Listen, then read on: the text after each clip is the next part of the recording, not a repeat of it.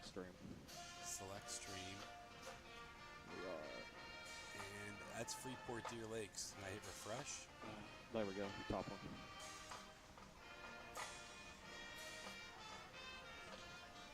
All right, and welcome everyone to the High Top Sports Network broadcast of the Freeport football game tonight between the Freeport Yellowjackets here at Freeport Athletic Stadium as they're taking on the Burrell Bucs in an exciting matchup here tonight.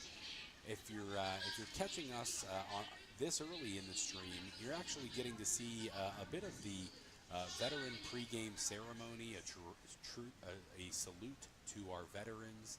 And the band, as well as the Freeport players, out tonight to give tribute to those. We're looking at the cheerleaders as well on the field before we kick off tonight. But with me in the booth, I have Brandon Schreckengost on the call tonight. Excited to be in the booth here with Brandon for the first time. Brandon, how are you doing this evening? Oh, I'm doing fantastic. How are you? Great. It's going to be tough not to have a wonderful evening when the weather is perfect. We've got football on the schedule, and we've got a tremendous matchup tonight happening between the Freeport Yellowjackets and the Burrell Bucs, a matchup that we haven't seen for a couple of years. It's been a rivalry renewed, you may say, as it's been about 2 years of, outside of the conference, not being in the same conference for Freeport and Burrell, but they rejoin now in the Allegheny 7, and we're excited to take on a familiar foe, one that we've been playing since back in the 1960s. When we had some championship games against Burrell, I believe in 67, 68. We've seen a lot of storied history between these two schools. The most recent history has Freeport winning 9 out of the last 10 games against the Burrell Bucs, with the only Burrell win coming a few years ago in a overtime thriller. So we're excited though to see this matchup this evening. A lot of football fans in attendance already for the early festivities to salute to the veterans.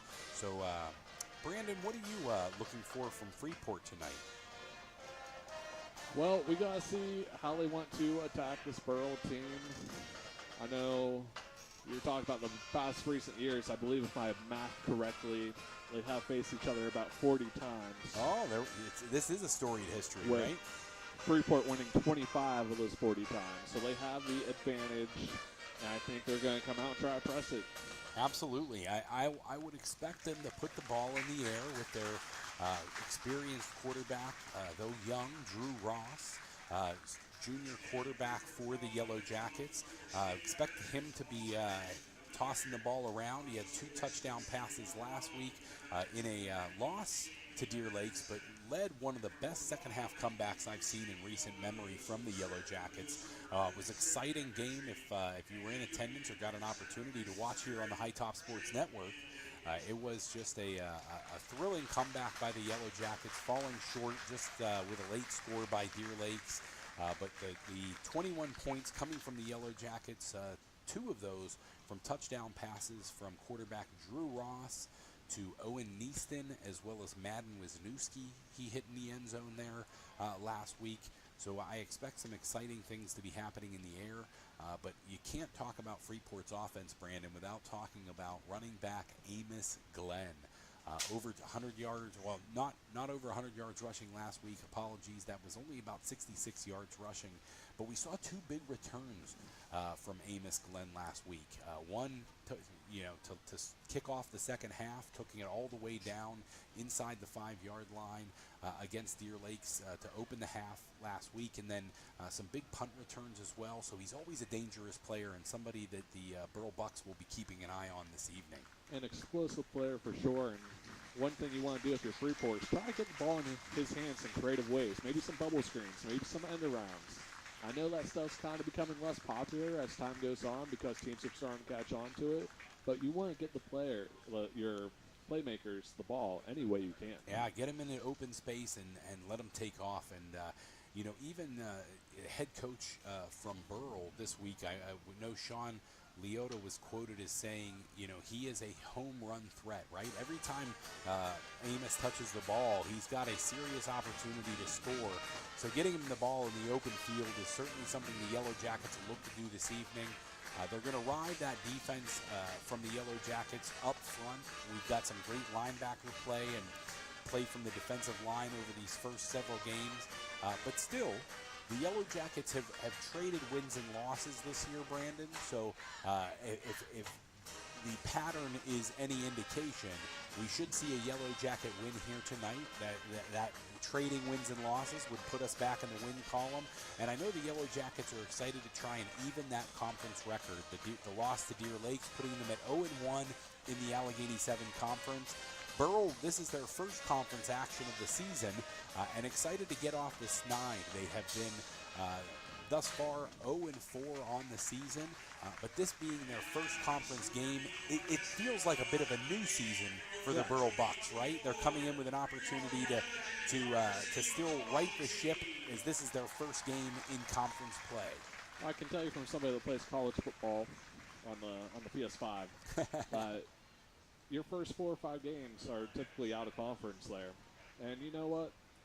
Once you hit that first conference game, you're 0-0. That's what you're telling yourself. And if you go however many conference games there are, 8-0, whatever in the conference, you're a happy camper because that means you won your conference and you're getting a trophy. Absolutely. And I know Freeport and Burrell are both excited to try and get their first W in a conference game tonight. As I mentioned to open the broadcast, Freeport is on a bit of a streak here against Burrell, a very familiar foe, but they have won 9 of the last 10 games against these Bucs. And it looks like as the Jackets take the field tonight, we see some excitement, and these Jackets are ready to try and make it 10 of the last 11 games as we reignite a rivalry against a familiar foe. On a personal note, Brandon, my cousin, Paul Buderbaugh, actually played on the 1995 WPIAL Championship Burrell Bucs team as a guard and defensive end. So my cousin, we called him PJ, but PJ was one of the 95 WPIAL Championship Burrell Bucs players. So I've been watching Bucs football for a long time. These are 2 teams I know very well as a former Yellow Jacket linebacker for many years myself. I'm excited. Football's in the air, right? And it's almost like you want to strap the helmet on, the shoulder pads, get out there and play a little bit. Now, I think the saying is, I might not be as good as I once was, but I could be good once as I ever was. Yeah, that's the kind of air you've got tonight out here. A beautiful night for football. Makes everybody in the stands want to strap on some pads and go play. But we're excited to watch these 2 teams battle it out. Yeah, here's the thing. We might be older now, but we're also wiser. They might run faster than us, but we'll be in the right place at the right time. There you go. Absolutely. I got to give myself something, right? Well, we are ready here with the old captains. Reliable. Yes, absolutely. We are ready here for the captains and the coin toss tonight. Captains for the Yellow Jackets out there are number 11 quarterback Drew Ross, linebacker and running back number 23 Dawson Gaylott. We've also got offensive and defensive lineman number 77 Wade Patoshnak, and we've to square off those captains for the Yellow Jackets, we've got number 5 linebacker and running back tight end Sean Salinger, Sr. You know what the most wild thing I've seen today is? What's that? There's a guy in the audience with a pickle hat on, selling pickles. The pickle vendor here at Freeport Athletic Stadium. You get the lemonade or maybe the cotton candy down at the big stadiums. Here, you get the pickle vendor. Yes, that was very fun to get to see the pickle vendor here before the game. Looks like the Yellow Jackets have won the toss, and I kind of missed it as I was taking a look here at some of the captains for Burrell. Looks like we've got number 0, Taylor Newcomer out there as a captain, as well as I believe that was number 11 for the Burrell Bucs, Hobbs Omachensky. And apologies to players, parents, and everybody watching tonight for the mispronunciations. We're going to do our best. I always do. Yeah. Any issues with the broadcast, if you know me, give me a call. Tell me something's wrong. If you can't hear us, if the camera work is terrible, I'm gonna point directly at Brandon on that one for tonight. But No, that's fine. The camera's not on me. The camera's facing away from me. You can't see me. but you won't be able to see me point either. Yeah, But yeah. Brandon will know that the pointing was happening. Yeah. Well, we've got the officials at midfield. Let him know. Let me know. We've got the officials at midfield. The players huddled up here. You can see the Yellowjackets with their pregame pep talk and prayer as well. We're excited to see a kickoff here in just a few moments. If this was the NFL and I saw the refs held up like that, I'd be worried. Well, I will say, I'm excited to see where the Yellowjackets, after a rough first half against Deer Lakes last week, going down 21-7 in that first half, storming back and scoring those 2 second-half touchdowns to tie that game up at 21. The momentum that came from the second half of that game for the Yellowjackets, I want to see it continue tonight. I know Freeport Yellowjacket fans, both watching tonight and at home, or in the stands rather, are excited for the same. They want to see that offense continue to put up some points. The defense last week for the Yellowjackets stood very tall in the second half of that game. And as I said, one of the most impressive games I've seen from the Yellowjackets, both as a fan and as a broadcaster.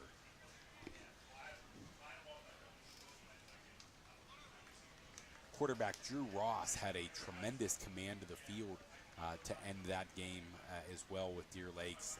As they got into what you'd say, Brandon, I would call it a bit of a hurry-up offense. Yeah. They certainly weren't, they were getting to the line of scrimmage quickly, and part of that was that field general, Drew Ross, leading people, shuffling them around in the second half of that game, ensuring that everybody was moving to the line of scrimmage as quickly as possible to keep and give the Yellowjackets as many possessions as possible. A very heady move by a young quarterback in Drew Ross. And I think I may have said Drew Ross earlier. I may have said, yes, that is correct.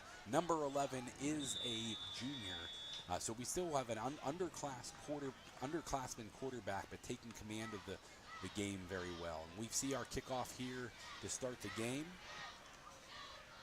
That's going to be taken by number 23 for the Burrell Bucs, Rocco Giannotti. And he's going to carry that ball up over the 30-yard line. It looks like the ball's going to be spotted right about the 30-yard line. And that's where the Burrell Bucs will take over. Kickoff for the Yellowjackets by number 24, Judah Thompson. It was a good deep kick, but a decent return by the Bucs. Looks like they're starting about the 25-yard line, not 30, according to the. That's where the ball is there. Yeah, ball spotted there at the 30. So I do believe that is where the new NFL touchback starts. And it looks like we've already got a whistle here. Pre-snap penalty. Start. Yeah, it was. Pre-snap penalty on the Bucs there. Bucs come out in a power formation there. Quite a few in the backfield. I didn't see anybody spread out wide on that initial offensive formation for the Burrell Bucs. But we see an excited Jacket defense as they get the Bucs behind the sticks before the first offensive play's been run.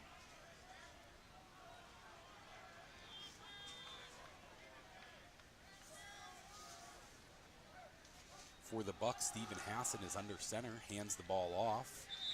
Taken by number 22, Trey Corey.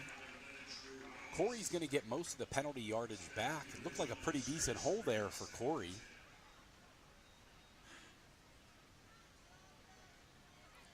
Corey last week in a game in a loss for the Bucs rushed for over 170 yards on the ground. So we're going to get a heavy dose of Trey Corey tonight. I was just going to say, Corey, their big runner, after I do believe they jumped again. Corey got the Bucs big story there. last week. That'll be an encroachment, I believe.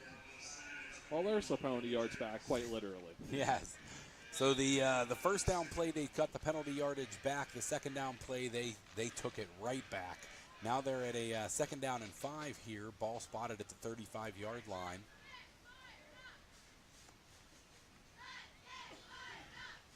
Hassan will take the ball under center. Hands off to Corey. And the Pile keeps driving for a first down. Very near the 45-yard line goes running back Trey Corey on an inside handoff. And this power offense and power formation for the Burrell Bucs looks to be moving the football for a first down. Looks like running is going to be the strategy, try to beat up on Freeport's defense. We'll see if it wears them down. Kind of the double fullback formation there. Tackled on the play was Corey by number 2, Brady Pega. 2-yard pickup on the play for the Bucs. It looks like that might even be a 3-yard pickup on that play. Yeah, about a 3-yard pickup. Apologies. That'll bring up a second down and 7 for the Bucs. And they're wasting no time, Brandon. Nope. Keeper by the quarterback, Hassan. Hassan is a senior, about 6 foot, 160. Plays both quarterback and defensive back for the Bucs. I wanted to see how many carries Corey got last week. It was 25. I think he's on pace to get more than that this week so far. Yeah, certainly on pace to pick up quite a few more carries than that if they keep rushing the ball that way. It's almost like the QB catch it to give him a little breather. They've got the tight end split out wide. Hand off to Corey, runs up the middle again, but tackled by a host of Jacket defenders. This time the Pile does not move. Hey, they let that play out though. Yeah, not a quick whistle. They're letting him see if he could get the lean forward, but the Jacket defense said no, and that's going to bring up a 4th down and 1 for the Burrell Bucs. Just inside Jacket territory, ball spotted at the 47-yard line. It looks like no hesitation. They're just going to go for it here. Yeah, I mean, when you've been rushing the ball as well as they have to start the game, I think picking up 1 yard is a high probability play for the Burrell Bucs. They've got newcomer keeper split out wide. Quarterback keeps. That forward momentum will take him to the Jacket 45-yard line, and that's good enough for a Burrell Bucs first down. They're lining up a quarterback that can run, 2 fullbacks that you could optionally hand it to, and then Corey deep behind 2 fullbacks blocking for him. It's like a power I formation. I can't say that it's a common formation that we see a lot in high school football, or any football rather, but it's certainly one that is working this evening on this opening drive for the Burrell Bucs as they move the ball nearly 6 yards on first down, bringing up a second down and about 4. Ball spotted inside the 40-yard line of the Freeport Yellowjackets. I think you might find this formation like an Army versus Navy game. Yes, there you go. You got to go to some of those smaller schools. I'm sure there's Division III schools out there using the Power I, as we're dubbing it here. Newcomer split out wide. Hassan hands off to Corey. Corey stopped very quickly on the play by the Yellowjackets. It looks like Schlegel and Pega in there for the stop. 3rd down and 4 for the Burrell Bucs. Ball spotted still at the 39-yard line of the Yellowjackets. So that's going to be a no gain on that play. 3rd and 4.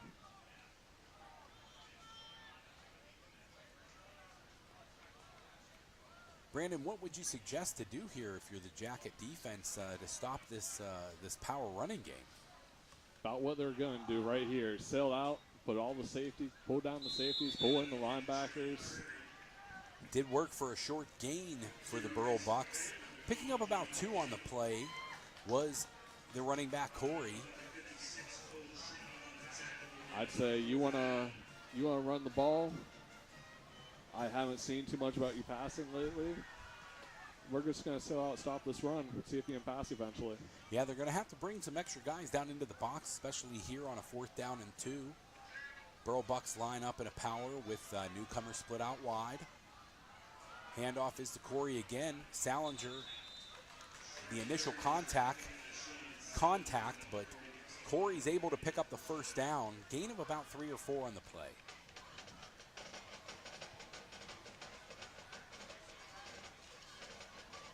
Ball's going to be spotted at the 34-yard line of the Yellowjackets.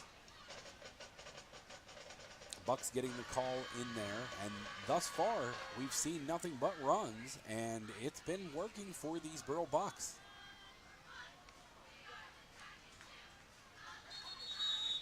And the thing about these runs is it takes time off the clock. We're already halfway through the first. Yeah, it's going to speed this game along quite a bit if they keep picking up first downs and seeing successful runs. Though on first down, just able to pick up a yard was the running back Corey. Might be home by 9 o'clock at this rate.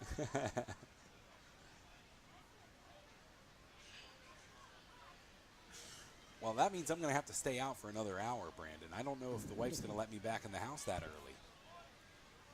I see I'm single. I just let myself in. There you go. Trey Corey with the carry again. Short pickup on the play. He might get 25 carries this first drive. Ball spotted. Looks like about a 2-yard gain on that play. Ball spotted just over the 30 of the Jackets, the 31-yard line.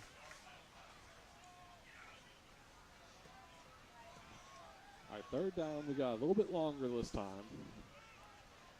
Maybe if you're Burrell, you're thinking, why not play action? Give it to that tight end we've been splitting out. They do. Well, come this out time they different. come out in a 4-wide receiver set. Slot back in motion, go 3 wide on the left-hand side of the formation. Short pass is caught by number 23 of the Burrell Bucs, Rocco Giannetti, rather. But it will be short of the first down, and that'll bring up about a 4th down and 4. Ball spotted at the 28-yard line. They really came out with the surprise that time. I will say, when you go to the 4-wide receiver set after being in that power, you've got to expect pass, but I don't think Burrell seems to be playing by that philosophy. We don't care if you know what's coming. Can you stop it? And they're challenging this Jacket defense on the first drive. I'm telling you, they hit a play action. Somebody's going to be open. Well, especially from that power formation that we've seen thus far. Timeout's going to be taken by the Burrell Bucs on this 4th down and 4 here in the first quarter. Unbelievable. There's 4 minutes and 7 seconds left here in the first quarter.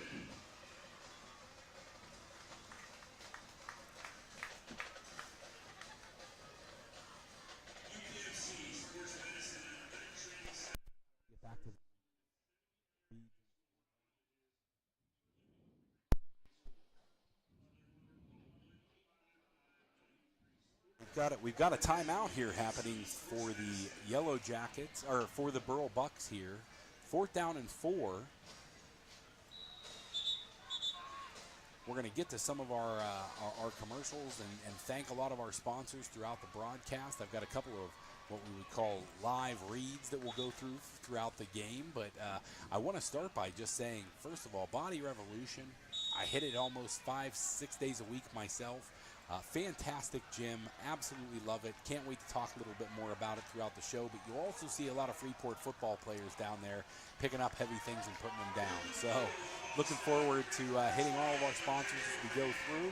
Tonight's scoreboard, I believe, is sponsored by Body Revolution.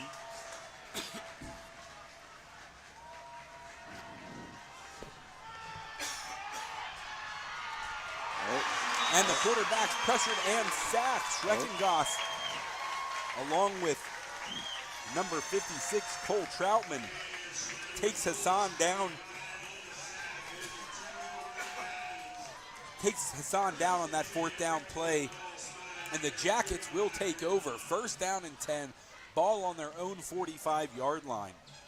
I do appreciate the recognition, but I don't believe it was me. Just an absolute jailbreak there. Absolute jailbreak by the Yellowjackets, and they're getting to the quarterback Hassan and forcing the turnover on downs.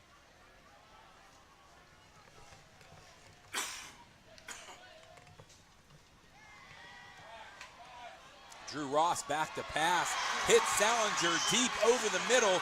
Sean Salinger breaking a few tackles, looking like a Rob Gronkowski.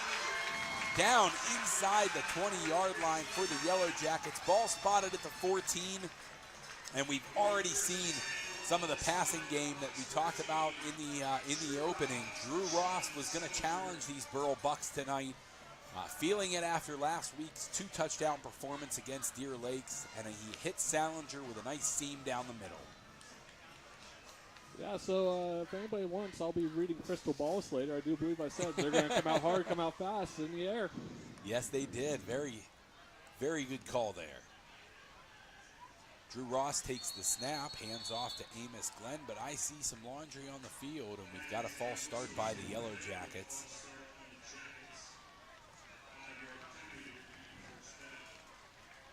The Yellowjackets were plagued by penalties at Deary. One of the trading wins and losses, well, one of the games that went in that loss column for the Yellowjackets was against Deary. Tons of pre-snap penalties, mostly on the offense that game. Here with an early one against the Bucs.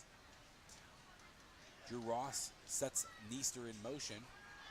Ross back to pass and hits Wisniewski. Wisniewski down at the 1-yard line after securing the catch. And the Yellowjackets are hurrying to the line of scrimmage. That field general Ross lining them up again. We've got the clock winding as he looks to the sidelines for that next play. But a big, big gain by Ross and Wisniewski. Wisniewski with a sidecar in Glenn.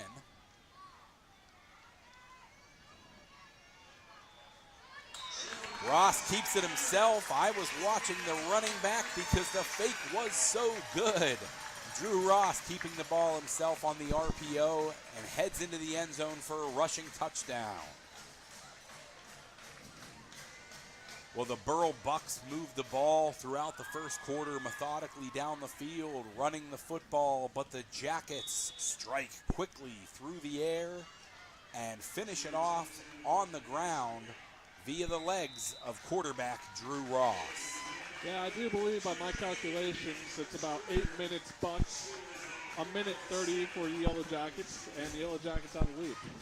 Sometimes life's just not fair and the bad guys win. Yes, absolutely. The Freeport Yellowjackets with a successful extra point as well, and that's going to put the Jackets out in front 7-0 to start this game after their first offensive possession. What a defensive stand. I mean, such a shift in momentum, Brandon, when you see a team that is taking the ball, driven much of the length of the field, gets caught in a fourth down. I also want to reiterate that I'm not calling Freeport the bad guys. That's just how the saying goes. Absolutely. I didn't think you did there, Brandon, but I'm sure the Freeport faith will appreciate the clarification. Yeah, I was thinking of them. I was like, wait, I did not mean to throw them under the bus, calling them the bad guys there. It's just that's how the saying goes. Judah Thompson with the kick deep. Taken by number 23 of the Burrell Bucs, Giannetti. But he's wrapped up inside the 25-yard line. So the Bucs will start this drive at about the 25. Another good kickoff by Judah Thompson and another good return by Giannetti. That ball's going to be spotted at the 27 is where the Bucs will take over, and that Jacket defense with such a big stop on fourth down in the last series comes back out looking for more.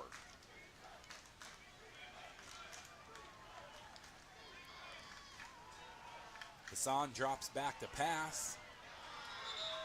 Looking for Newcomer, and Newcomer looking for a flag. Not happy with the tight coverage provided there by Wisniewski for the Yellowjackets, but the officials do not agree. Newcomer, quite the ominous, or I don't know if I'm looking for the right word here, Brandon, but he's quite the imposing, that's the word. He's quite the imposing figure out there at 6'4", 230 pounds. And that 6'4", 230-pound guy split out wide, but they hand the ball off again to Trey Corey here on second down. I wonder if they ever considered handing him the ball and just seeing if he can drag the entire defense with him. Corey picks up 1 yard on that play. Brings up a 3rd down and 9. And this is not, I think, where the Burrell Bucs offense wants to be in. These positions where, passes is almost a prerequisite. They want to keep moving that ball 4, 5, 6, 7 yards at a clip and waiting for that home run from their star running back. They do drop back to pass. Hassan again, but overthrows Newcomer. Tight coverage provided again by Madden Wisniewski. The frustration showing a little bit there on the Burrell Bucs side of the field. Really tight coverage provided there by Madden Wisniewski, forcing Newcomer to 2 incompletions on that series.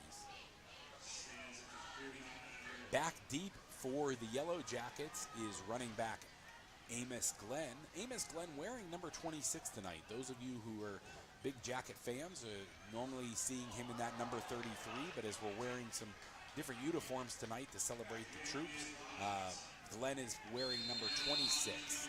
So that will be a bit of a change. Ball's down at the 48-yard line of the Bucs, so the Jackets will take over in plus territory for the Burrell Bucs, or up plus territory in Bucs territory. Yeah, didn't have the same kind of drive that they had the first time around. No, and I will say that punt being partially blocked puts a very sour note on the end of the drive for the Bucs as well. It looked like it was partially blocked by the punter. Drew Ross hands the ball off to Amos Glenn. Glenn with shiftiness and gets up over the 40-yard line. Nice pickup and nice run by Glenn on the play. Amos Glenn has moves to spare, they might say. Really smooth feet. Absolutely. Very shifty, very quick. Kind of guy you don't want to have to try and tackle in a phone booth.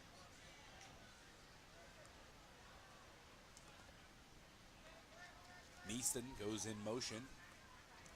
Ross keeps the ball himself, and he is up over the 30-yard line to the 30, 25, 20, 15. And that's a first down for quarterback Drew Ross. I love whenever I see quarterbacks do that. They're doing they're like, oh yeah, the running back can do it, and do it too. does a jukes the guy right out of his shoes, and then just casually jogs out of bounds because everybody on defense wants to hit them. Absolutely, and if you watched the game last week at all, Brandon, the Deer Lakes had a couple of very big runs by their quarterback on that very similar RPO style keep it, and Drew Ross decided to hang on to it, took a page out of the Deer Lakes book from last week. This time he does give the ball to Amos Glenn.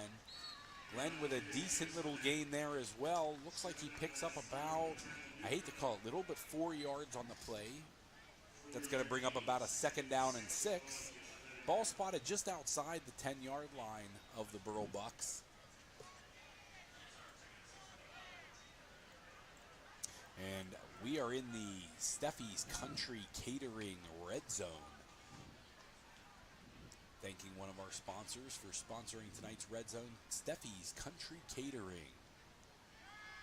Ross back to pass. Looking into the corner of the end zone for Neeston, but the ball just sails over his head. Neeston laid out. He appeared to have a bit of a step on the defensive back there. Just needed about 3 more inches to his height. Timing just a little off between Neeston and Ross on that play. One that quarterback Ross looks like he wanted back. It's going to bring up a 3rd down and 6 after the incompletion. Ross still in the shotgun. He's got 2 wide receivers to his left. Sidecar on his left of Amos Glenn, and they shift Salinger across the formation. They run back to the weak side with Amos Glenn, and he puts on a couple of quick moves, and it looks like he's going to be enough for a first down. Very close to the first down marker. It will be a 4th down. He is just shy of the sticks there. No measurement coming. Decision time for the Yellowjackets. Do they run kicker Judah Thompson out? that is going to be the end of the first quarter. What a quick first quarter, Brandon. Oh, yeah, that's what happens when you run away the first 8 minutes. Absolutely, yeah. We salted away by the Burrell Bucs, but let's go ahead and take a break, and we're going to thank our Red Zone sponsor with a Steffi's Country Catering with a little bit of a Steffi's Country Catering commercial. So let's get them on the air. Steffi's Country Catering prepares home-style made-from-scratch dishes that will have you convinced Mom made it. Whatever the occasion, Steffi's Country Catering will have you coming back for every event year-round. Find us on Facebook to place an order or to see our Sunday specials, or call 724-54-85047.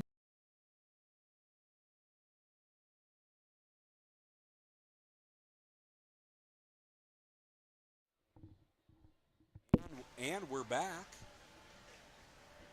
And following that timeout and commercial for Steffi's Country Catering, we're going to see the Yellowjackets continue their drive, 4th and 1, here deep in the Steffi's Country Catering red zone.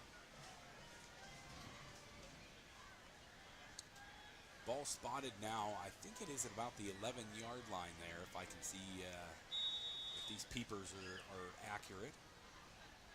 Got one-on-one matchup at the bottom of the screen. And they got him with the hard count. They see Great. the Burrell Bucs jump.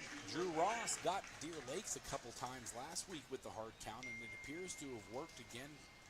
We've got an offsides on the defense. That's going to set the Yellowjackets up at about the 3-yard line, 1st down and goal. Going to stick with the same formation. Ross in the quarterback. He's got a sidecar on each side with Glenn and Gaylott. The handoff is to Glenn, and he follows Gaylott right into the end zone for 6.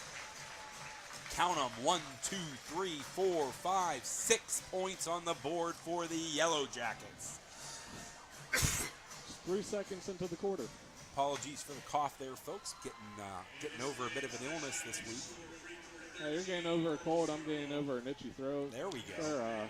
We're banged up in the booth, but the Yellowjackets looking great on the field. Judah Thompson on for the extra point. Bucs pressure inside, but Thompson, no sweat, right through the middle. That makes it 14-0. Yellowjackets out in front. Real quick, while we are waiting on the kickoff, let me talk to you about Body Revolution. Body Revolution, located at 210 High Street in downtown Freeport, is a 24/7 fitness center that offers unmatched affordability, all new equipment, personal training, and more. Body Revolution is a privately owned fitness training and group fitness center with strong commitment towards personalized service and individual attention for those seeking to achieve a healthier lifestyle. Membership rates start as low as $21.99 per month, and there are never any gimmicks or hidden fees. To learn more, visit them at bodyrevolutioncenter.com or call 724-295-2831 for more details.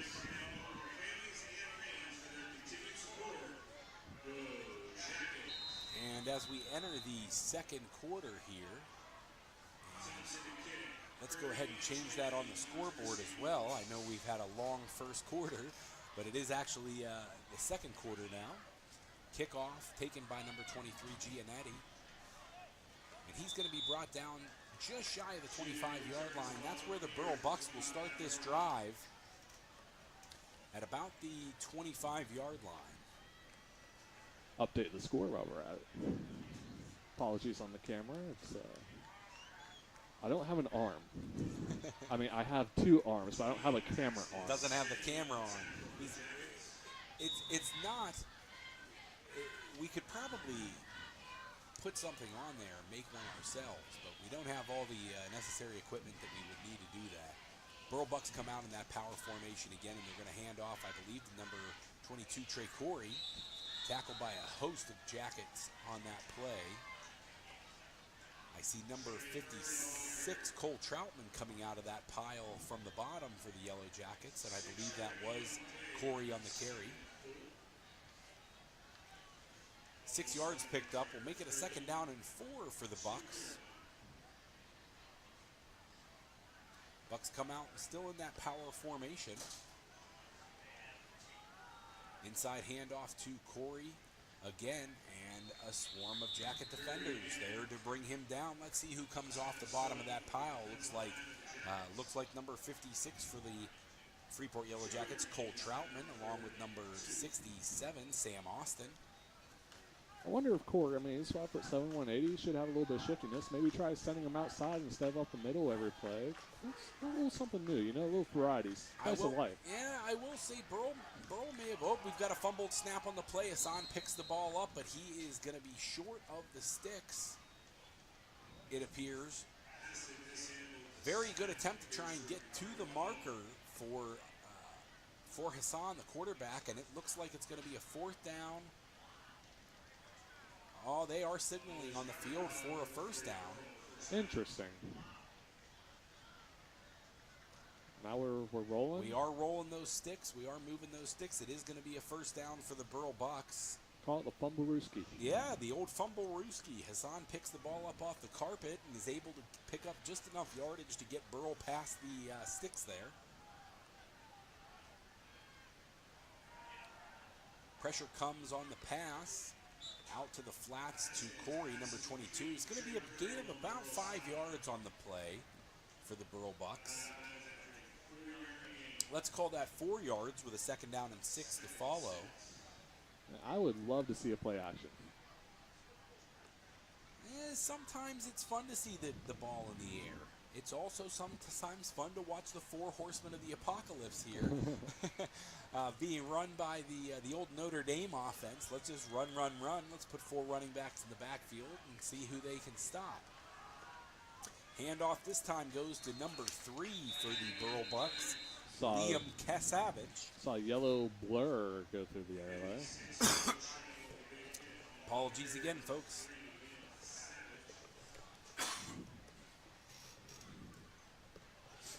Sometimes a little harder to get past the cold than you thought. You say you're feeling great. You'd love to make the call in the game because you don't want to miss it. But you folks listening tonight are the ones that are suffering. I'll apologize first to one of our listeners, Andy Ross. I know he'll be listening late into the evening tonight. Oh, we're giving shout-outs? Yeah, what up, Andre? If you found the stream. A little bit, Power formation for the Burrell Bucs again, and this time they are going to lay it up to newcomer. Pass is overthrown. Tight coverage on that time by Neaston. Owen Neaston on the tight coverage there. We were a little busy today whenever I was trying to explain to him how to find us, you know. Hopefully he did. Well, I hope, however you found us tonight, you are enjoying listening to High Top Sports Network's broadcast of the Freeport Yellowjackets against the Burrell Bucs. Yellowjackets have a 14-0 lead, and it's a 3rd down and a mile here for the Burrell Bucs. After picking up the 1st down, mostly through the ground, they've taken a couple of passes to the air, but it's resulted in being behind the sticks and a 3rd down and long for the Bucs. We're going to take a break and talk a little bit about golf. Birds.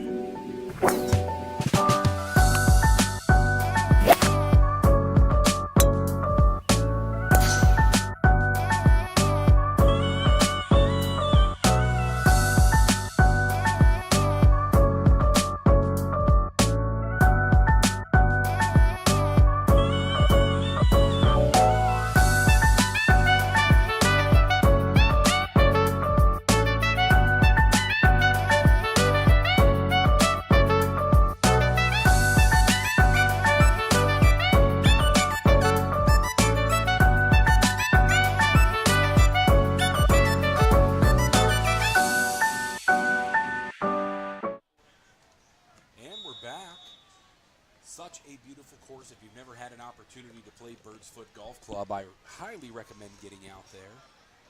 I always say it's a little bit too advanced for me, but every golf course is a little too advanced for me. I average quite a few beers per round. There you go. Also a couple of curse words, but only on the golf course.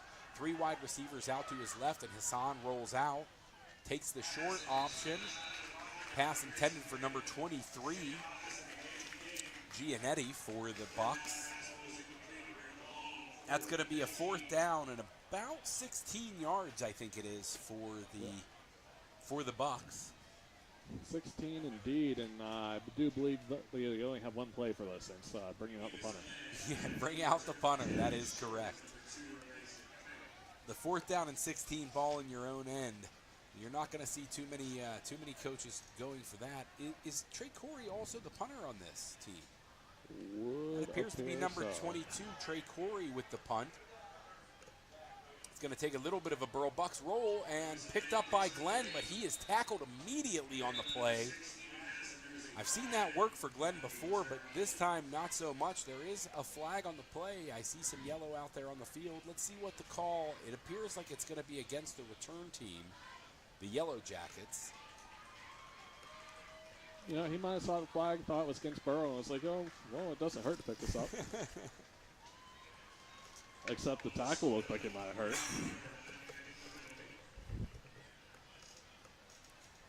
I know you folks at home are hearing me pull the headset away and cough every once in a while. My apologies for that.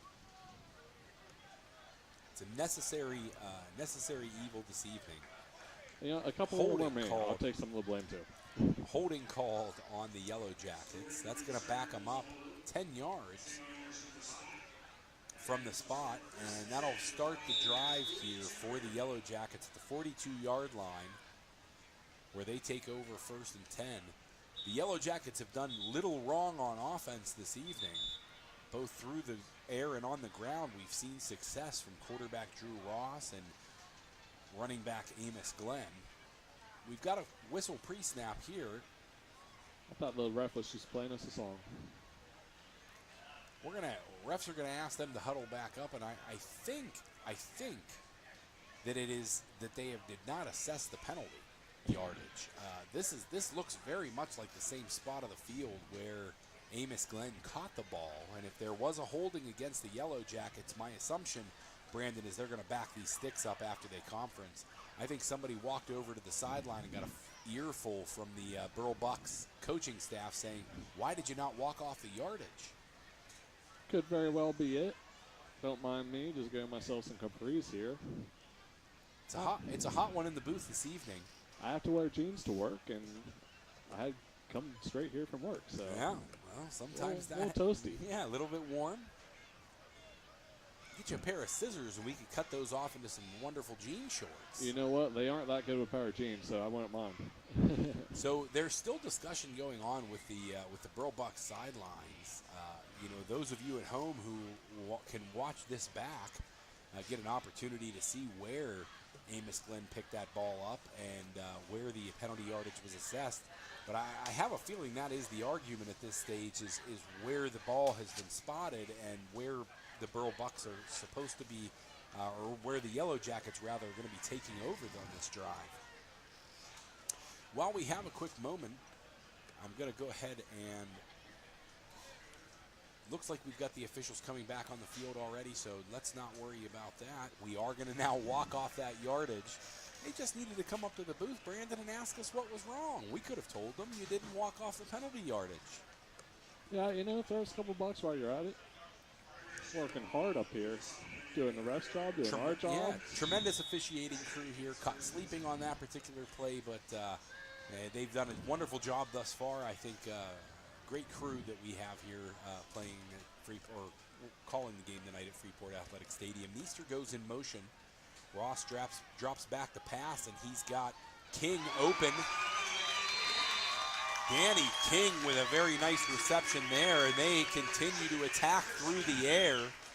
I said King was open on that play, but it was exceptionally tight coverage. A wonderfully contested catch by Danny King on the outside. Running a bit of an inside or a bit of a post, and while there was very tight coverage on the play, King able to wrangle that in. We got three wide receivers to the right, but the handoff to the running back, Glenn. Glenn stopped very quickly on the play. Newcomer in on the tackle, along with number 54 for the Burrell Bucs. Let's check that, Jacob Wilson. I used to say I'll donate the coaches someplace too, but Freeport doesn't look like they need them. Yeah, the offense doing just about anything they want this evening. We've got a 3 wide receiver set out to the right of quarterback Drew Ross with a sidecar in Glenn to his left.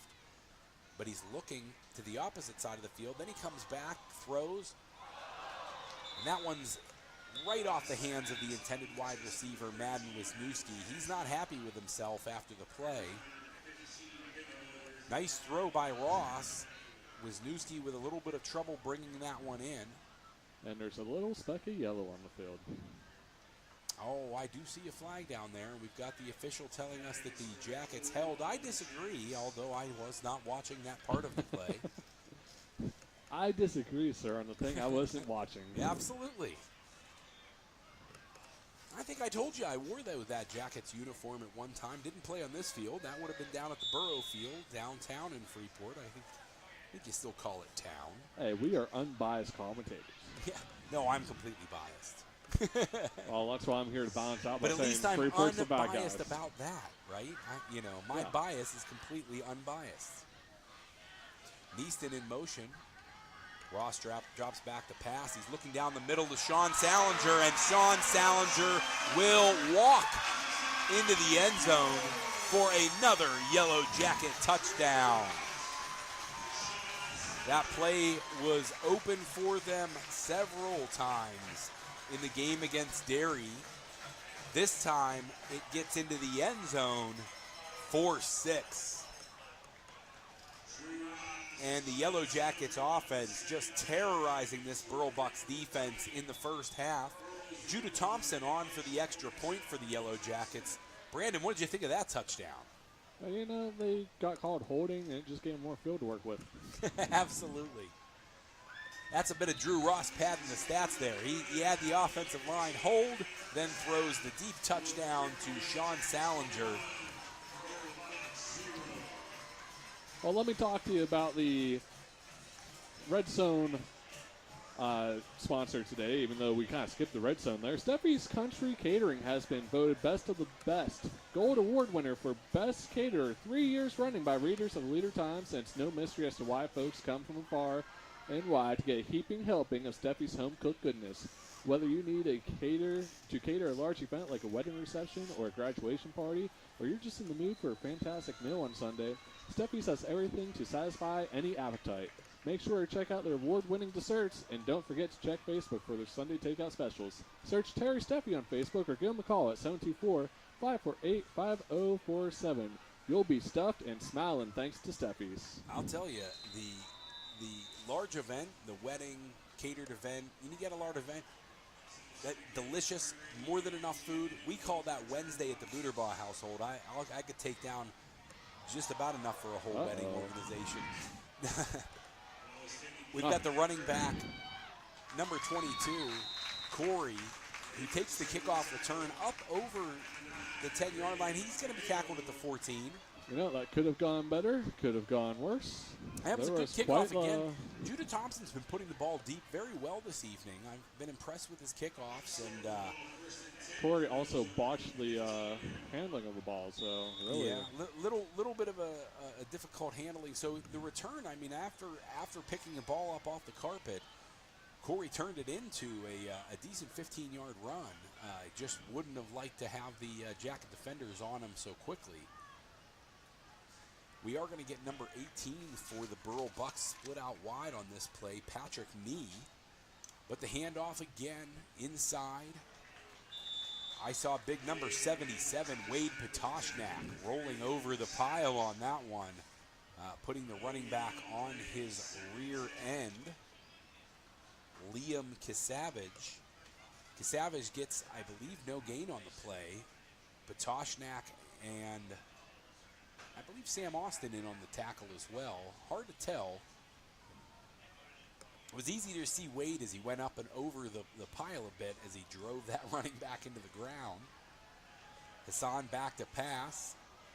Newcomer challenging Neaster, and Newcomer comes down.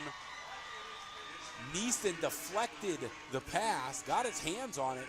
Beautiful coverage by the defensive back, but the unfortunate bounce for the Yellow Jackets ends up in the hands of Newcomer. There's a flag. And is there a flag? There is a flag on the play. And we're walking backwards. And we're going to get an offensive pass interference from number 1 Newcomer. I don't know about that. That's a very tough call to make there. You know, after the deflection by the defender, Newcomer probably has every right to push. I think once the ball's been deflected, he can put his hands on the receiver. But regardless, beautiful play by the defensive back, beautiful catch by Newcomer. The Yellowjackets prefer this result after the flag. Oh, why not do it again? They try it again, but the ball flies incomplete. Intended for Newcomer. Neaston again with tight coverage. We have adjusted our strategy. We will go from running every play to just bombing it to Newcomer every play. And I'm here to say, why not both? Yeah, why not try both? Maybe mix the play action in with that a bit. Oh, hold on. Right? Yeah. Cheerleaders are throwing like Nerf footballs into the crowd. I'd like one. Big fan of those little Nerf stress balls. Those are always fun. Yeah. Dogs like to play with them at the house at home. 3rd and 19 for the Burrell Bucs here, backed up way in their own end. Hassan out to pass, completes it to Trey Corey, and Corey's driven to the ground, slowed up on the play, but finished off by Sean Salinger. The big gain on the play is going to bring up a 4th down still for the Burrell Bucs, and they are deep in their own end. I'd still expect them to punt here. 6 minutes and 50 seconds to go in the second quarter. You know what? As a Detroit Lions fan, you'd know what I'd like to see here. Yeah, Dan Campbell, one that loves to gamble on the 4th down plays. They go more often than any team in the NFL. I think there should be a good old-fashioned fake punt. Ah, the old fake punt. They did it last Sunday. They ended up falling short at the end of the day, but they did get a 4th, and I believe 7, deep in their own territory. As somebody who has watched a lot of Steelers football in their lifetime, we used to get a lot of trick plays.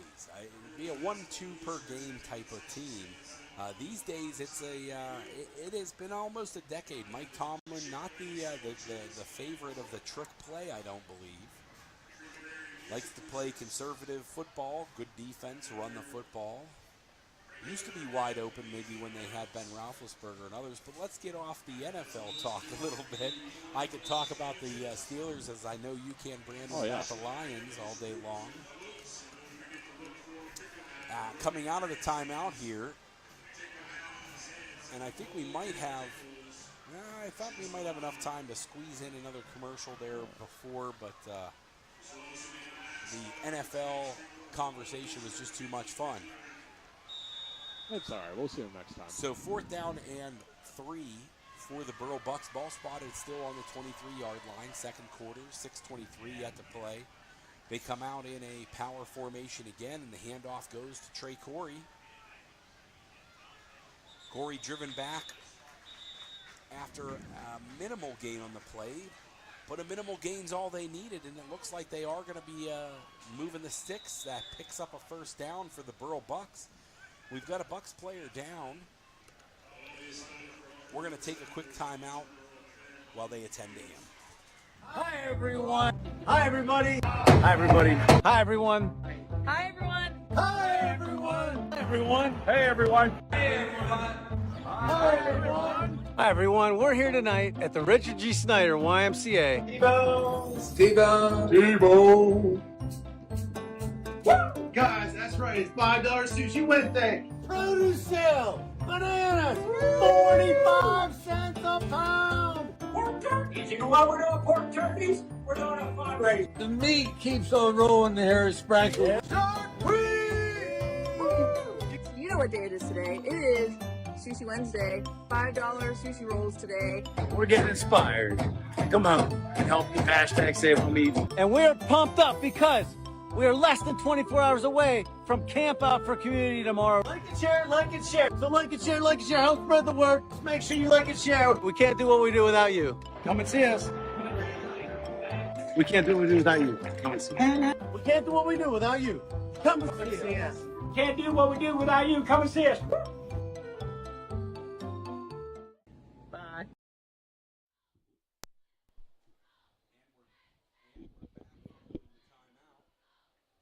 First down and 10 for the Burrell Bucs.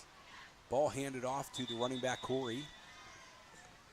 Man, I can't believe they got 3 yards from a power run deep in their zone. Right? Second, on the first down play, he picked up 2 yards. Second down and 8 for the Burrell Bucs. Ball spotted at the 27-yard line. Coming out again in the power formation with the tight end newcomer to his right. Motion by Giannetti. Handoff goes to Corey. Rather Deshaun Jones on that carry. Wow, they switched it up on you. Yeah, they finally handed it to one of the other running backs in the backfield there. Like you had said earlier, we saw 25 carries last week from Corey. He may have 25 this week. He's been stacking them up early in this game already. Power formation with newcomer split out. Giannetti with the motion. Handoff goes again to Jones. Tackled on the play by a host of Jacket defenders led by Sean Salinger and Dawson Gaylott.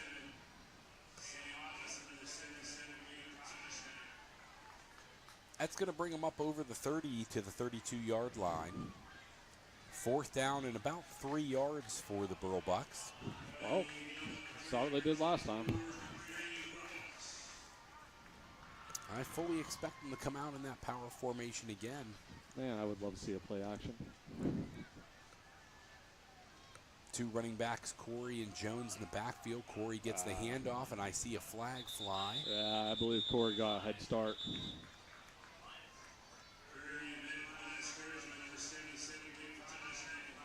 The early indication might actually be a chop block. They'll be denied. They're going to decline the penalty, and the Yellowjackets will take over. First down and 10 with the ball spotted on the 32-yard line of the Burrell Bucs. So taking over in with the best field position that they've had to start a drive thus far. Not that they need it. Well, the Jackets looking to put more points on the board. Oh, why not? All the points. I'd say we're trying to get some of the underclassmen in the game, but this is a very young team, the Freeport Yellowjackets. We've got plenty of sophomores, maybe some freshmen out there. Quite a few kids that are underclassmen already playing. So hard to get underclassmen in later.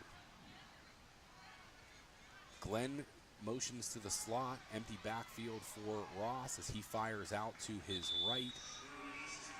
Oh, he Pass is faked me out. completed to the tight end, number 5, Sean Salinger.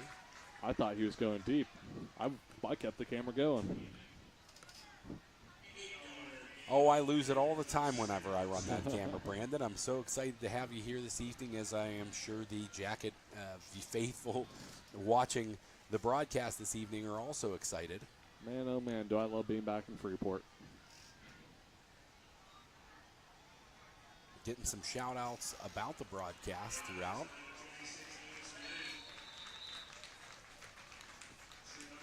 I tell you what, just for Freeport, I will say this press booth for us is like the Cadillac of press booths. Oh, it's fantastic. They get us comfy chairs. They take care of us real well here in Freeport, and I did miss them. It's been a couple years.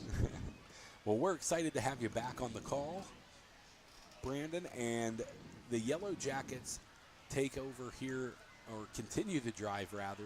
First down and 10. Drew Ross in the shotgun. He motions Glenn out to the slot.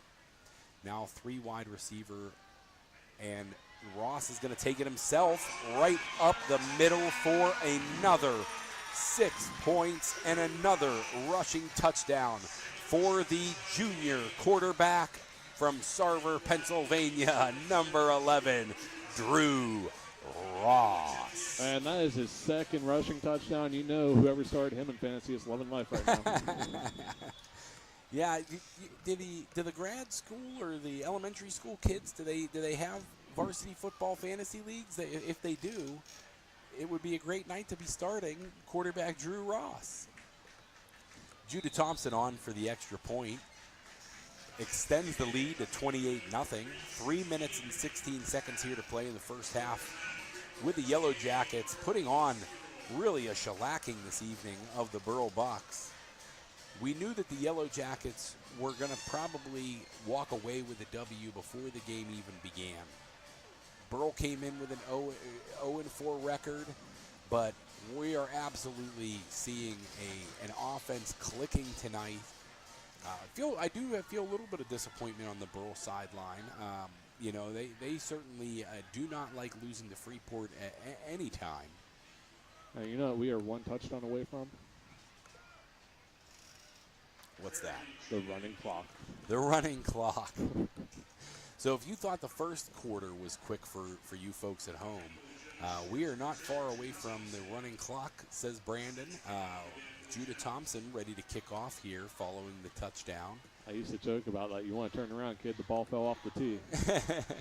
But I used to joke about that back in the day. I worked for a different company. I was paid by the game. I said, I'm not paid by the hour.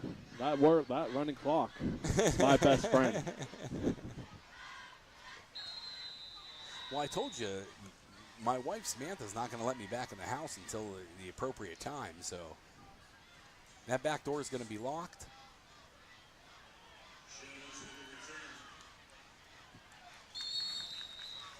It's all right. We didn't Jones, find I believe that's the running back Jones, maybe is that number 30 for the Burrell Bucs? Let's just confirm that. Yes. Deshaun Jones.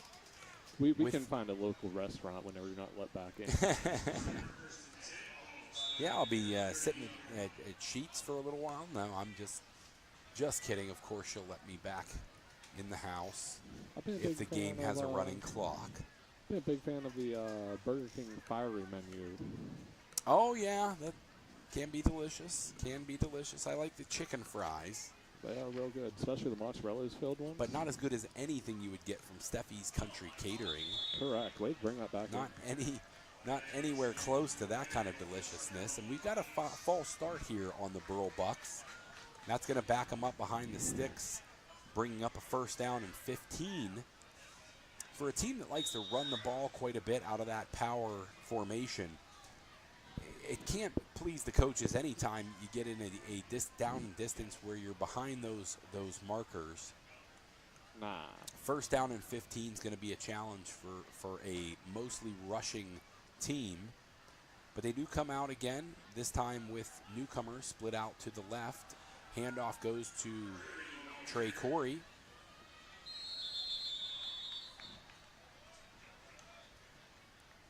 Minimal gain on the play, a gain of about 2 or 3 on the play, and that's going to bring up second down and I believe about 12 yards for the Bucs. Now you got me thinking of how good it'd be if Steffi's Catering made some of those mozzarella chicken fries. There you go. It would be delicious. It would be delicious. How much the flavor would be enhanced. Yeah, anything from Steffi's Country Catering is exquisite. Newcomer out there and makes the catch for the Bucs. Tight coverage by Neaston on the play, but this time the pass is completed to Newcomer. Whoever has the air horn, we don't need that. First down and 10 for the Burrell Bucs, marching in this time to Yellow Jacket territory. My ears just got destroyed. I don't know how you're managing. That one wasn't that loud for me. We must have different headset volumes here. Do we need to turn it down? Not yet. First down and 10 for the Burrell Bucs, and they go back to pass again. This time, the quarterback Hassan is hit on the play by number 2, Bryson Pega. Pega with the hurry, causing the errant throw by Hassan. It's going to bring up a second down and 10. Good pressure on the play by Pega. We are 4 seconds away from the 2-minute warning that does not exist in high school football. 2 minutes and 4 seconds left to play in the second quarter is another way that we could say that as well, Brandon. I told you call games with me, I'll make you sound real smart. certainly fun. I can tell you that for sure. I'm having a wonderful time up here in the booth with you. Corey with the carry. Pick up a 2 yards on the play. He's going to bring up a 3rd down and 8 for the Burrell Bucs. Ball spotted at the Yellowjackets 45-yard line.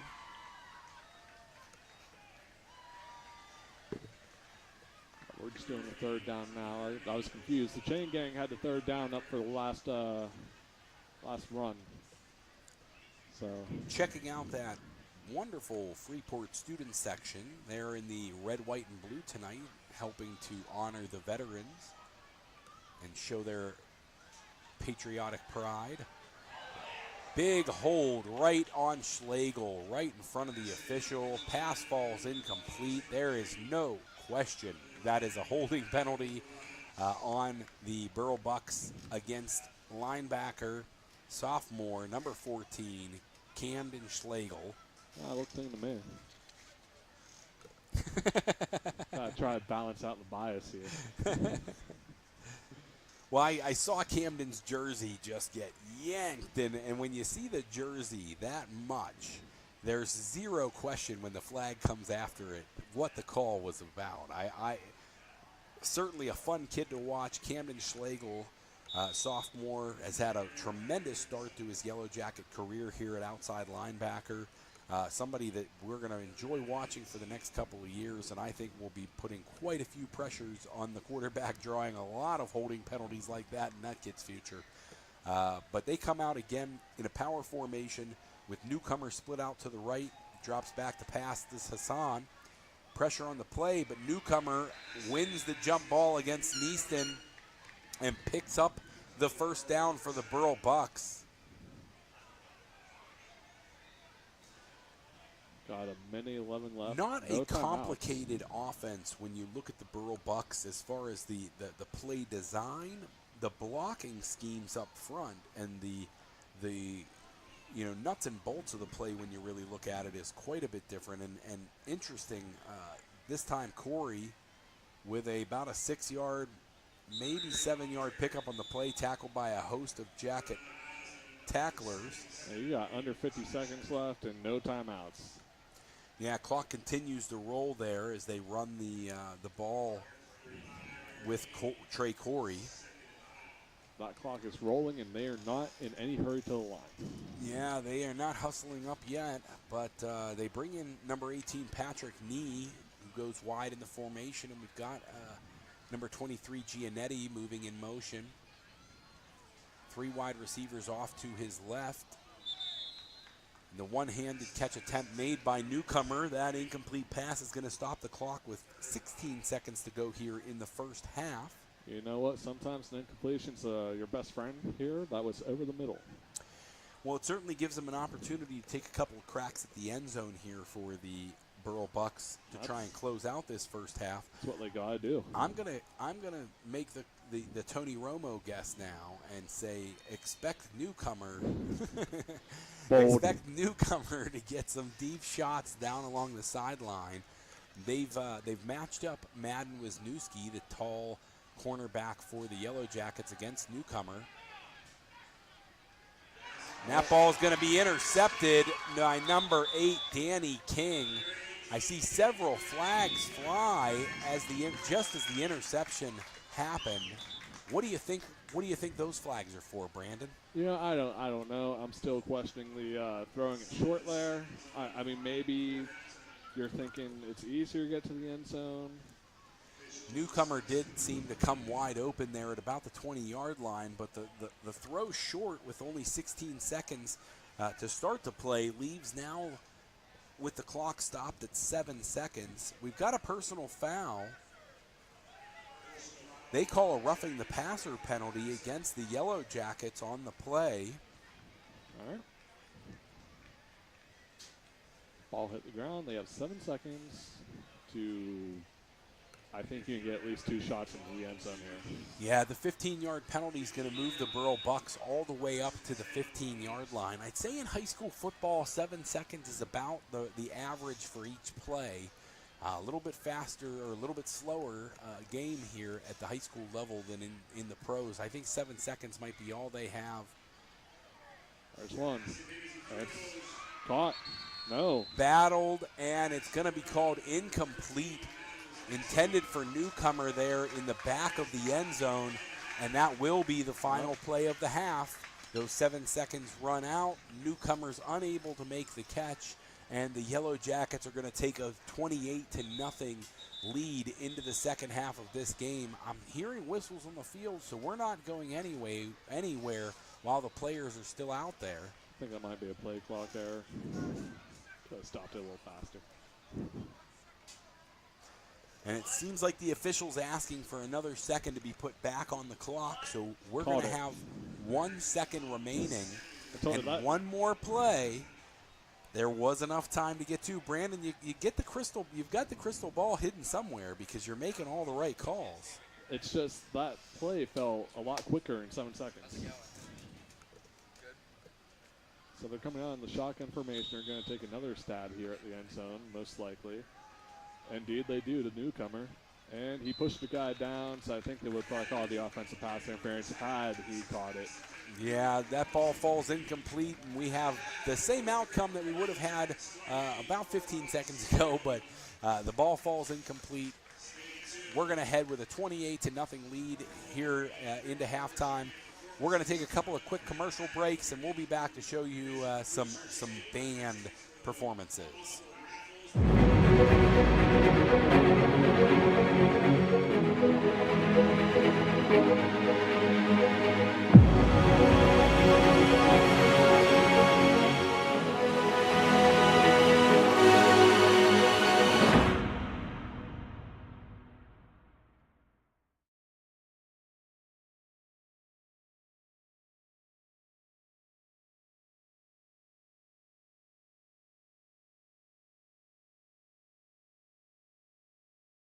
Armstrong Indoor Athletics, located at 132 South Grand Street Avenue in downtown Katanning, offers a state-of-the-art training facility and top-tier instruction by experienced coaches to help turn your youngster into the best baseball or softball player they can be.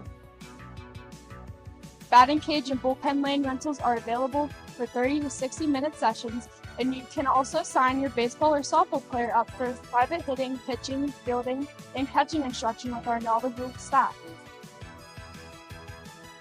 Be sure to visit Armstrong Indoor Athletics online at aia.team or call them at 724-599-9761 for more information today. Armstrong Indoor Athletics, located at 132 South Grand Street Avenue in downtown Katanning, offers a state-of-the-art training facility and top-tier instruction by experienced coaches to help turn your youngster into the best baseball or softball player they can be. Batting cage and bullpen lane rentals are available for 30 to 60-minute sessions, and you can also sign your baseball or softball player up for private hitting, pitching, fielding, and catching instruction with our knowledgeable staff. Be sure to visit Armstrong Indoor Athletics online at aia.team or call them at 724-599-9761 for more information today. Armstrong Indoor Athletics, located at 132 South Grand Street Avenue in downtown Katanning, offers a state-of-the-art training facility and top-tier instruction by experienced coaches to help turn your youngster into the best baseball or softball player they can be. Batting cage and bullpen lane rentals are available for 30 to 60-minute sessions, and you can also sign your baseball or softball player up for private hitting, pitching, fielding, and catching instruction with our knowledgeable staff. Be sure to visit Armstrong Indoor Athletics online at aia.team or call them at 724-599-9761 for more information today. Armstrong. Life doesn't slow down when the everyday aches and pains have you sidelined. So get back on the field sooner with the care of Olson Chiropractic. Dr. Ryan Olson and his staff treat a variety of conditions for patients of all ages. Don't jeopardize your quality of life and the moments along the way. Let Olson Chiropractic help you find the healthier, younger you. Call Olson Chiropractic at 724-548-1040 to schedule a consultation or see a full list of services online at olson-chiro.com.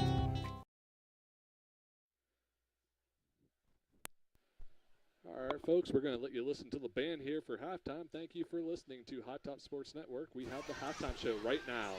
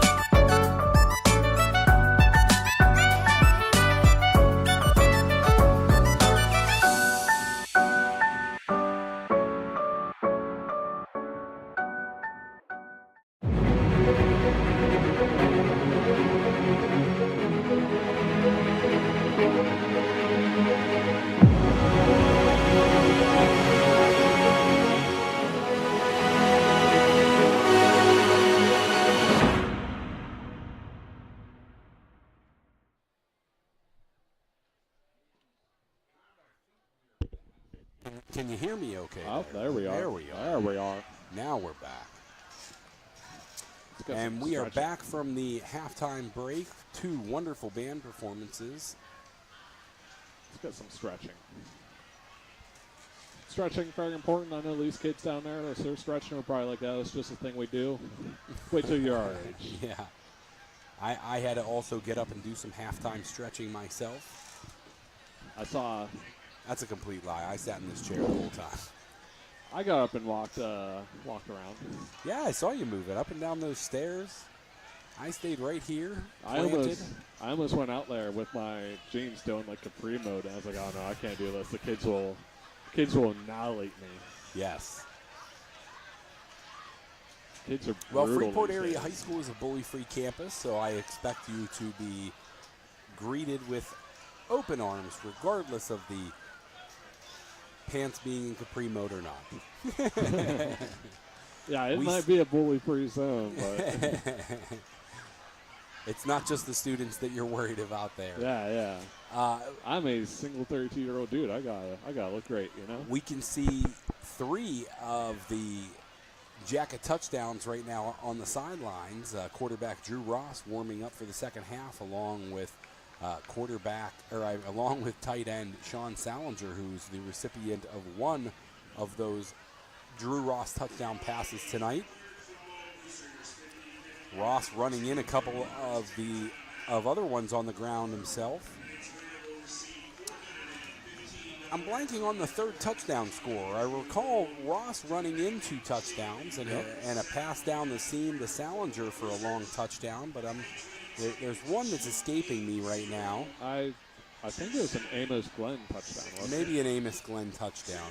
There's been so many of those throughout the year, it's hard not to take them for granted. But Amos Glenn with a great first half. Drew Ross leading the charge on offense with 2 touchdowns on the ground, 1 through the air. The Jackets out to a 28-0 lead in the game. I expect to see much of the same in the second half. There's no reason for the Jackets to stop at what they've done on offense. They've not turned the ball over.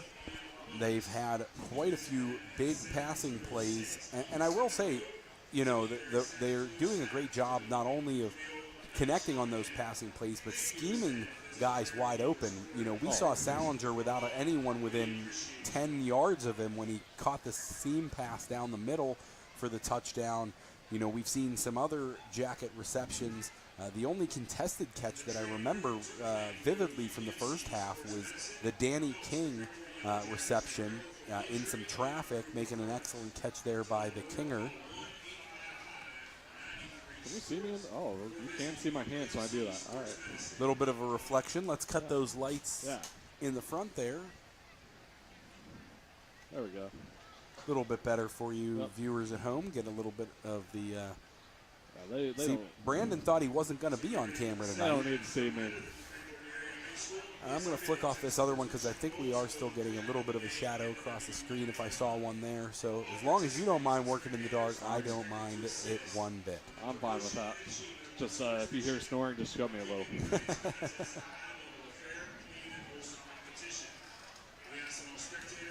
So those of you that are with us through the halftime, you had an opportunity to hear both the Burrell and Freeport marching bands putting on tremendous performances. I always thoroughly enjoy the Freeport marching band anytime I get to see them. And I see them moving around out there, and I'm like, I can't do that anymore. Hopefully you didn't hear the tremendous conversation I had with the Butler Eagle sports writer here in the booth that is covering the game tonight. But nonetheless, hopefully you had the opportunity to hear that tremendous performances by the marching bands. I heard you were a really good baseball player. Yes, yeah. Great drag bunt. Quite the opposite, I think, was the tenor of that conversation, Brandon. 10 out of 10 drag bunt. Yes, I was a pinch running specialist. I could not hit the broadside of the barn with a baseball bat. In fact, they would make me bat switch hitting left-handed and drag bunt more often than not when I played baseball. But on a football field, I had the opportunity to lay quite a few people out. Defensive specialist myself, and enjoyed many years of playing jacket football here in Freeport. As I mentioned in the first half, down at the Burrow Field, not here at Freeport Athletic Stadium, the new stadium that we all are enjoying tonight. Yeah, I played soccer, ran cross country, did track and field, and played tennis. So everything that's running and everything I hate these days. I still really enjoy soccer and tennis. If I tried doing the jumps again in track, I imagine I would get hurt. And I don't like running at all. Well, we see number 51 set to kick off for the Burrell Bucs. Yeah, we do. Braden Vickers. And Vickers' kick is taken by the upback, Owen Neaston, or at least deflected by the upback, and Amos Glenn picks it up. And like he does so many times in the past, Glenn is going to take the second half kickoff, and this time for 6 points. Amos Glenn with a big return and a flag to come out at the end of the play. I do see the same gentleman who threw the flag signaling the touchdown, so could it be post-touchdown? Maybe on the celebration of some kind? We'll wait for the signal here from the head official. But Amos Glenn with a long kickoff return. After the deflection by the upback Owen Neaston, Glenn took the ball somewhere, I would have to say probably about maybe the 20. Probably about 75 yards, maybe 80. I would say 70 to 75 yard touchdown return there for Amos Glenn. The statisticians will certainly correct me on that. Well, the statisticians are walking back to a kickoff formation, it looks like. So we've got a flag on the play. We've got no points on the board. And if you told me that him fumbling around with that ball for 10 seconds was going to lead to a touchdown, I would have told you that you're lying. Well, the explanation is happening right now with Coach Gaylord on the sideline. And it's going to be a bit of an extended conversation because the signal is against the Yellowjackets. I missed the hand signal there. I think he just pointed mostly. Kind of waiting to hear. I think they're going to call a hold. Something, but the flag was thrown after Amos Glenn crossed the goal line, yet they're going to mark it as a holding penalty deep back in the Jackets territory. I'm a little surprised that there's not more of a argument from the Jackets sideline, but it would certainly fall on deaf ears regardless. The Jackets are going to be backed up to their own 25-yard line where they take over, first down and 10. These refs are paid by the hour. They don't want the running clock. They've got a motion for Amos Glenn. Handoff's going to go to number 23, Dawson Gaylott. Gaylott tackled quickly on the play. That's going to bring up a 2nd down and 10. No gain for Gaylott. Gaylott's going to check out, and we're going to see receiver Owen Neaston check back in for the offense.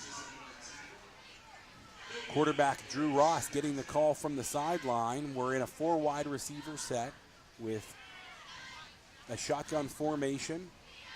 Sidecar in Glenn for Drew Ross. The handoff's going to be faked and kept by Drew Ross.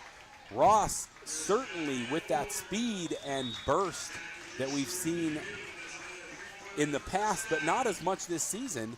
I know Glenn was hampered, or Ross rather, was hampered by a leg injury early in the year, which kept his wheels in the garage, so to speak, and not on that play.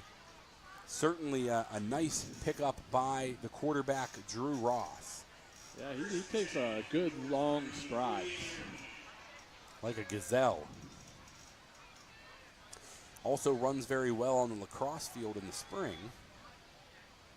Never got into lacrosse. Didn't have that opportunity. We see a motion by Glenn back to the backfield and a handoff. He hesitates and then takes off. Picks up 1st down yardage, and he's still going inside the 40 and going to be pushed out of bounds at about the 42-yard line, but still on his feet. The Burrell Bucs trouble bringing down the shifty running back for the Yellowjackets. Yeah, he was doing those moves that got all the whoops back in the day. From The old Chris Berman, the whoop and the whoops. And I can't, not with the voice that I have tonight, can't get that high whoop whoop. In throw there. It too scratchy, can't do it. Whoop. In the shotgun formation, we see a Brandon Pomebo in the backfield with Ross, and the pass goes out to number 13, Madden Wisniewski, who's going to pick up another 1st down and step out of bounds after a gain of about 12, getting deeper into Bucs territory. Ball's going to be spotted inside the 30-yard line, 1st and 10 Jackets. That was a nice screenplay. Very nice wide receiver screen out there.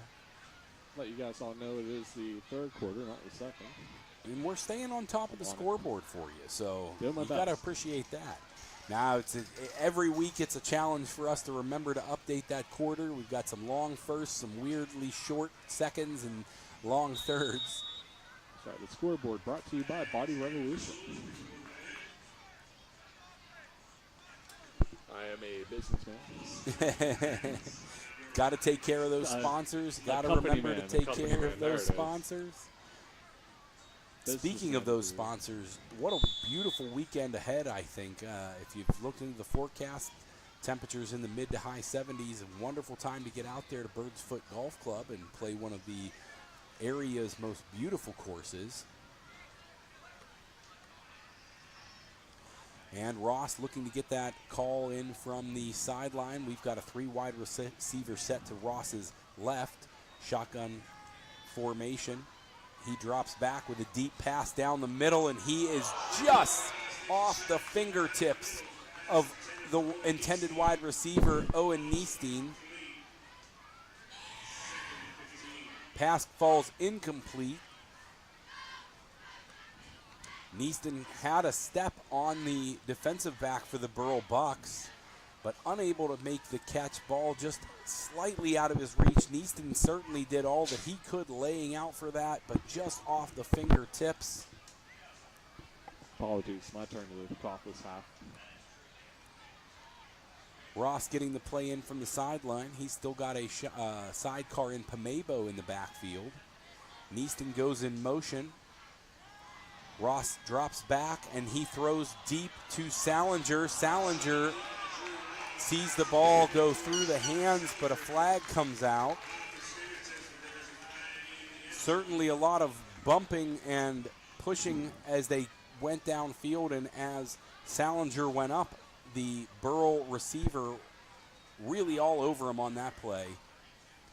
I'd expect to see a pass interference on the defense coming across or out of the official, and that's exactly what we're going to get, pass interference on the defense. That'll be a 15-yard penalty, or half the distance to the goal, rather.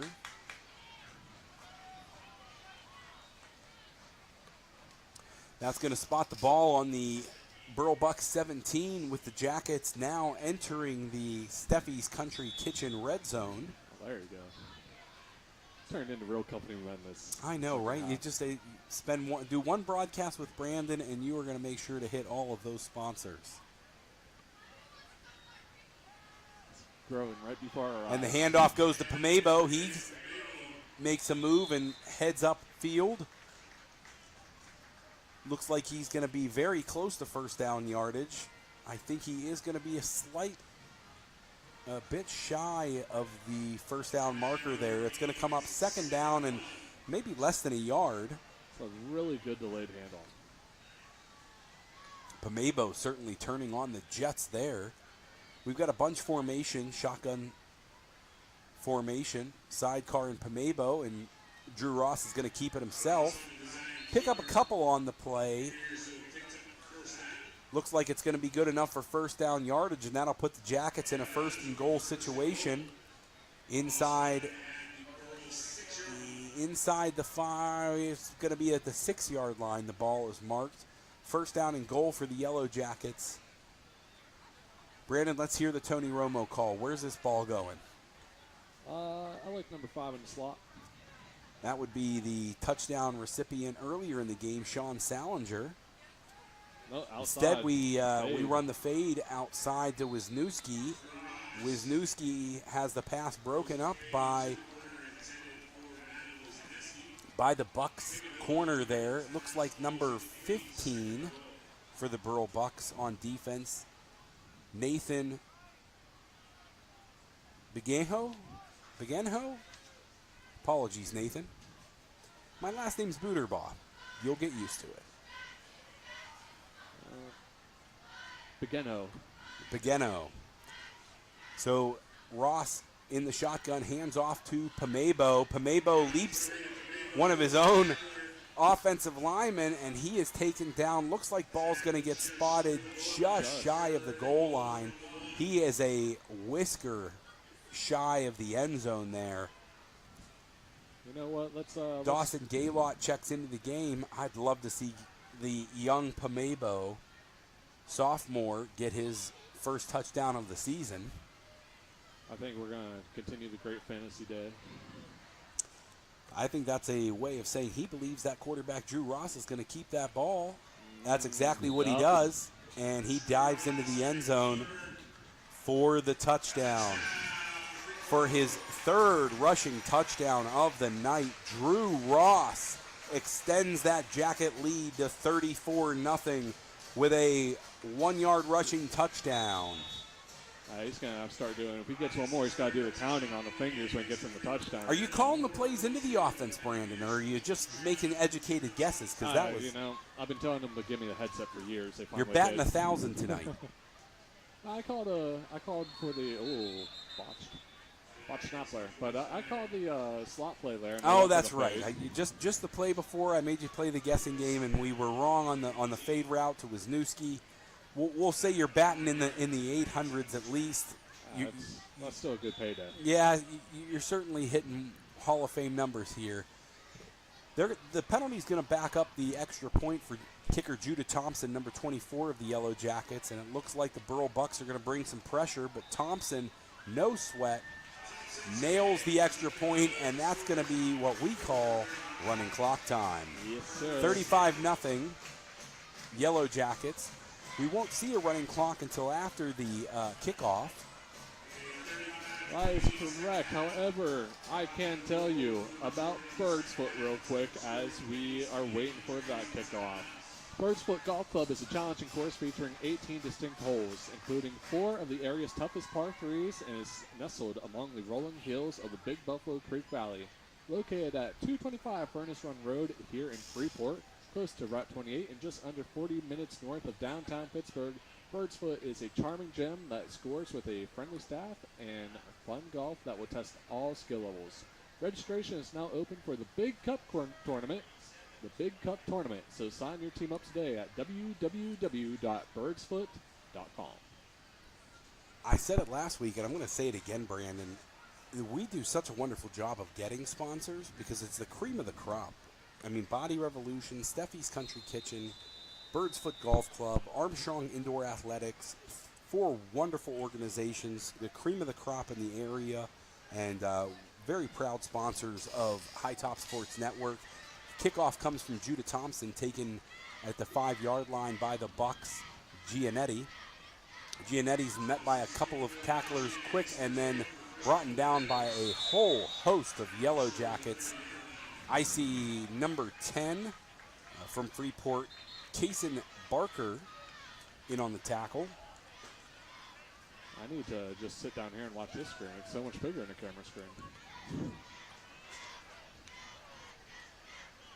That's how I like watching the laptop, because it gives you the much bigger view than the viewfinder up on the camera itself. I enjoy the sitting in the chair and being the camera arm myself. Jacket defense comes out here fired up and ready to go. 7:08 on the clock, and it's an inside handoff again to Trey Corey.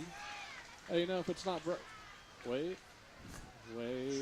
Well, I will say they saw a lot of success early in the game from the power formation.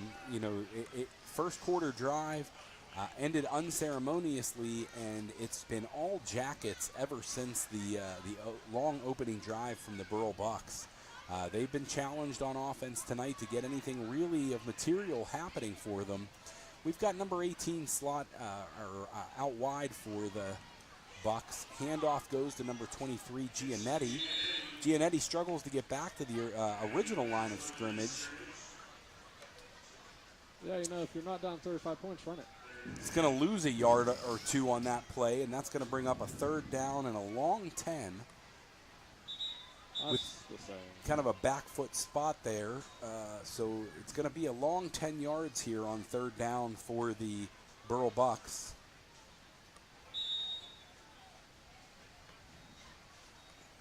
Hassan and the Burrell offense has had a little bit of trouble getting the passing game going, but that's not really the bread and butter of this Bucs offense to begin with. There's going to be another jump ball thrown up there a bit for Newcomer, but bracketed on the play by cornerback Madden Wisniewski and played over the top by Drew Ross, the safety on the play. Brings up a 4th down and still that long 10 for the Burrell Bucs. I'd say it's going to be a long tape session, but we got about 4 plays to cover, I think. Bucs are going to elect to punt. Running back and punter, Trey Corey, back for the Bucs to punt. Back to receive for the Yellowjackets, number 26, Amos Glenn. Oh, he took an extra step there. I thought he was going to do the fake. Looks like a bit of a short punt. Takes not much of a roll. It's going to be dead in there at the 48-yard line of the Bucs. So the Jackets are going to be in plus territory to take over here in the for their drive of this second half. 3rd quarter with the clock rolling, 4:50 to play here in the 3rd quarter.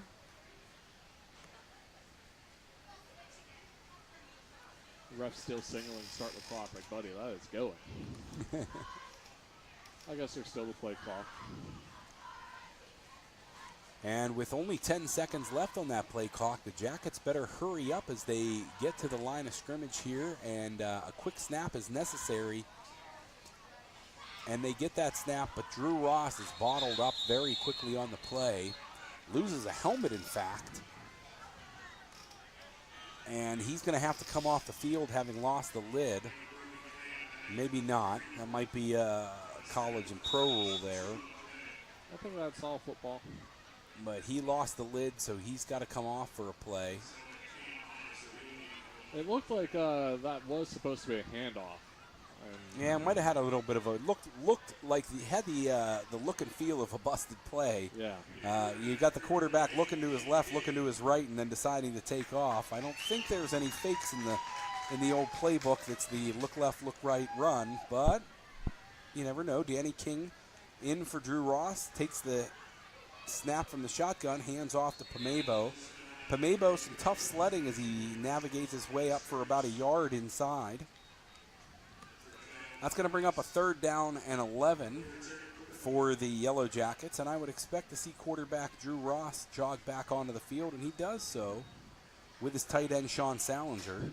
King's like, you sure? I'll just go play wide, I guess. Drew Ross in the shotgun, Pamebo in the backfield with him, and he's got a bunch formation to his right.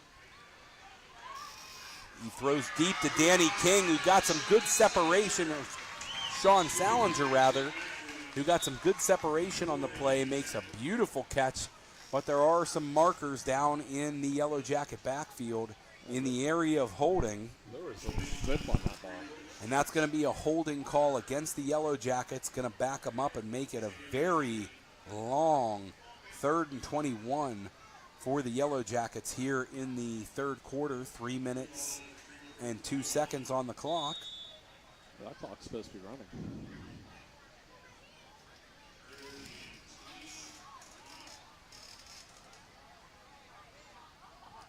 Yellow Jackets waiting for that call to come in from the sideline as Drew Ross is in the shotgun formation. He's got a running back in the backfield to his left, motions Salinger to the right across the formation. Ross drops back, tucks it, and he's going to take off. And out of bounds after picking up a good chunk of yardage on the play. Going to make it a 4th down and about 7 for the Yellow Jackets. Ball spotted at the 45-yard line of the Burrell Bucs. Jackets no reason to press it on offense here or make any mistakes and give the Burrell Bucs a short field, so they're going to send out Judah Thompson, the punter, to fire it away and see how deep they can pin these Burrell Bucs back. Clock rolls under 2 minutes to go here in the 3rd quarter with Judah Thompson's punt sailing high into the sky. Fair catch called for by the Bucs. Number 6, Hassan. Stephen Hassan with the fair catch on the play. Ball spotted at about the 18-yard line, and that's where the Burrell Bucs offense is going to come back out and try and put their first points on the board this evening. Though the Bucs have had a struggle to start this 2024 campaign, they have not been blanked, and I can guarantee you that those defensive coaches as well as those defensive players are looking to try and keep the shutout preserved as best as possible with the clock running now. Bucs offense comes out in a power formation, 3-back look behind quarterback Stephen Hassan. He hands off to Trey Corey, but he's met by a whole host of Jacket defenders. Coming out from the bottom of that pile, I see number 9, Brandon Pamebo. Pamebo not only getting some time here at running back, but also making some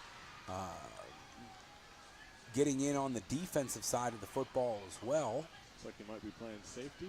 From coming up from the safety position, I believe, to make that tackle.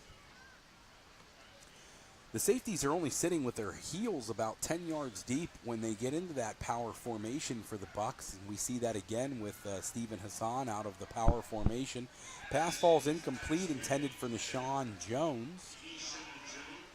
I mean, they really haven't shown a reason to make the safeties go deep. No, you're not going to get the safeties playing back on their heels at all whenever you come out in a in such a tight power formation for the offense. And you know what? Whenever they have thrown it, they've thrown it to one man, and Wisniewski has had it covered. So yeah, between him and Neaston on the outside, I think they maybe had Neaston or Wisniewski follow Newcomer on a few of those plays here in the latter part of the game. Pitch goes to Trey Corey.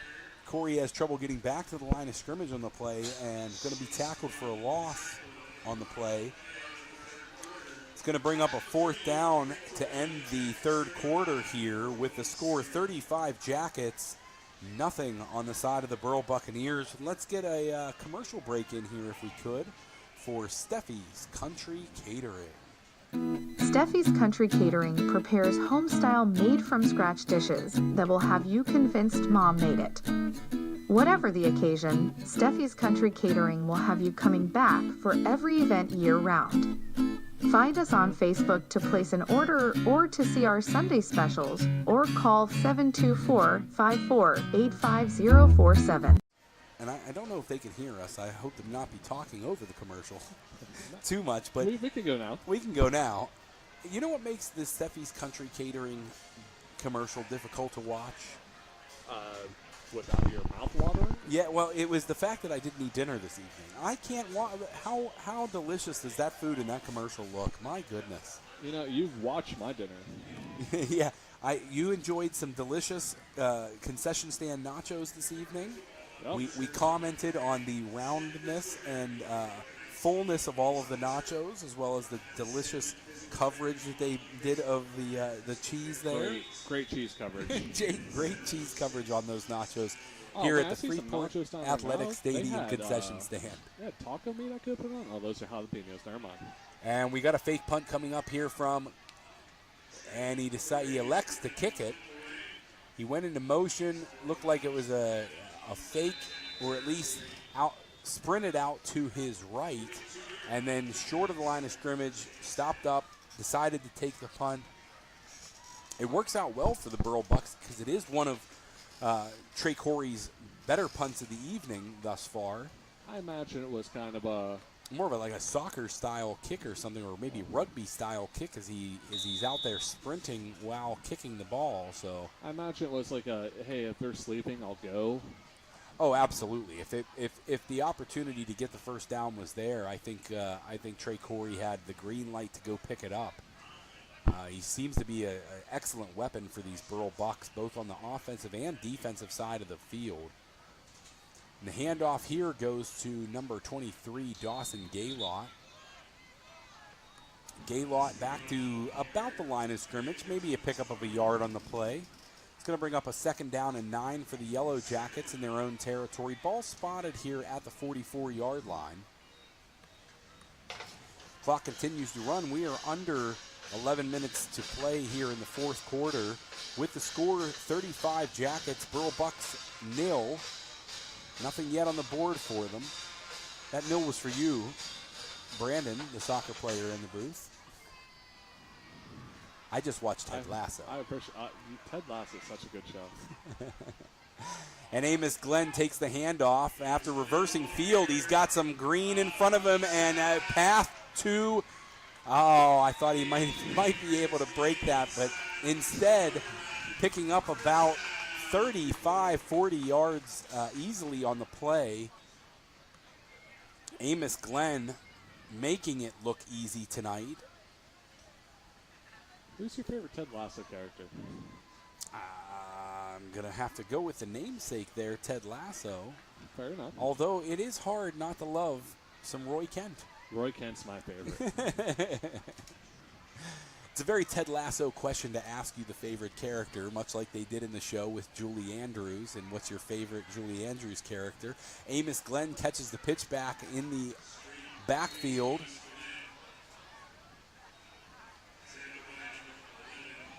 Minimal gain on the play, pickup of about 2 yards, brings up 2nd down and 8 for the Yellowjackets as they work themselves, though, into the Steffi's Country Kitchen Red Zone. I want to thank all of our sponsors, but especially Steffi's Country Kitchen for sponsoring tonight's Red Zone, as well as Body Revolution for our scoreboard sponsor. We are into the 4th quarter, and we have the score correct, so Body Revolution, a big piece of that. Drew Ross keeps the ball himself. We've got a flag in the backfield, but Drew Ross is going to take off and hit the end zone. That play appears to be coming back as we see a lot of Yellowjackets walking back with their heads down and a little dejected. The early indication is it is a holding penalty against the Yellowjackets. It's going to back them up behind the sticks and bring up a 2nd down and 18. Ball will be spotted at the 19-yard line. Rather, the 29-yard line the ball will be spotted at. As the clock continues to roll here, 8:52 remaining in the 4th quarter. All 3 timeouts by both teams still in their pockets. I don't know that either side's looking to prolong the evening with much clock stoppages as we wind at a 35-0 score here currently. Ross takes the shotgun snap, 3 wide receivers to his right, and he finds Amos Glenn down the middle, but the pass falls incomplete. Amos Glenn with some separation. I also want to give a shout out to Birdsfoot again. I know Body Revolution is who we have down as the scoreboard sponsor, but Birdsfoot is the person their scoreboard is showing. So. Oh, goodness gracious. Well, let's give a shout out to both of them. Yeah, Body Revolution as well as Birdsfoot Golf Club. Birdsfoot is the scoreboard sponsor this evening. I don't know if we switch sponsors mid-game or not, but you know, we've probably had Birdsfoot up there the entire time looking like a couple of jokers calling out Body Revolution. But both are great sponsors. Birdsfoot Golf Club, a tremendous golf course, one of the region's best. Handoff goes to Amos Glenn. Glenn's going to pick up, not quite get us back to the original line of scrimmage. Ball's going to be spotted at the, and it's a little tough to see, 23-yard line, 4th down and about 13, and they're going to send Judah Thompson out. Not a surprise. Judah Thompson has a tremendous leg, has had great accuracy on his kicks all year. This a bit of a long field goal for him. Appears to be about 30-plus yards. I'll need somebody else to tell me exactly where. The missed field goal is going to be taken by Trey Corey, short of the goalposts. But as we know in high school football, we're not bringing that one back out. So the missed field goal will keep the same score, 35-0.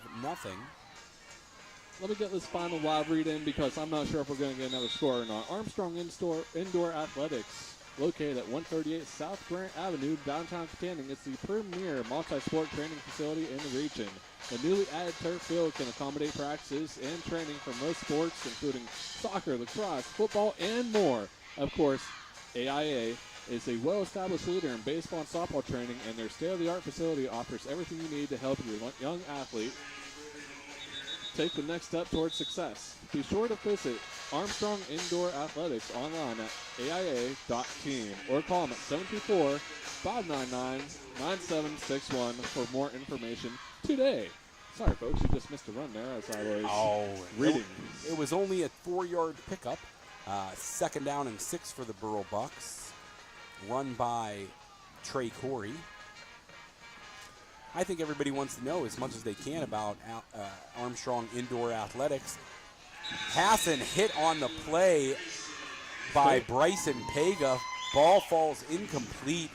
Another really nice pressure on the evening for Bryson Pega. Hey, do you think they teach you how to drag bunt in Armstrong Indoor Athletics? They probably could teach you how to drag bunt and steal without getting, or pinch run without getting picked off at first, even if your coach tells you you're taking too big of a lead and you look over to first base to your coach to hear what he said, and then you get picked off. So ball is spotted at the 25-yard line. 3rd down and 7 here for the Burrell Bucs. Power formation still for the Bucs. Motion. Inside handoff goes to Nishan Jones. Flag on the play. In the area of holding, and I think the early indication is that we're going to have a holding penalty against the Burrell Bucs, and that's going to back them up behind the sticks with a 3rd down and about 16 following the penalty. Waiting the signal, but all indications are it's going to be a hold against the Burrell Bucs.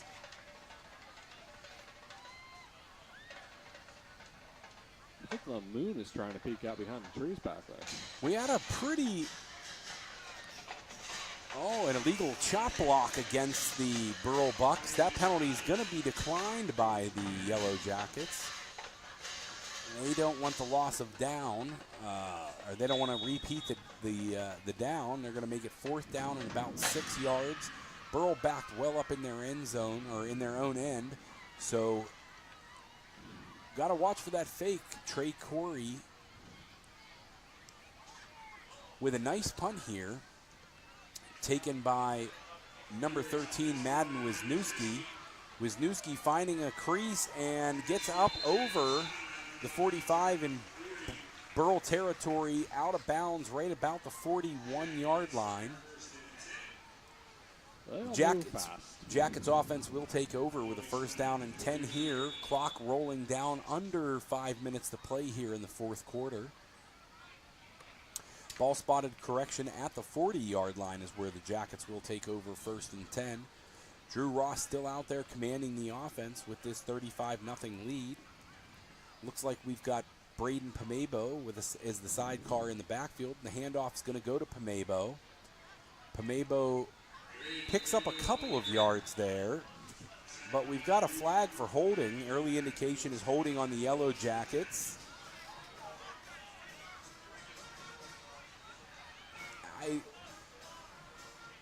I guess we don't believe in a running clock here in Freeport. Well, I don't. I think maybe the penalty does stop the clock. I do think that the penalties potentially do stop the clock, but that's an official's call.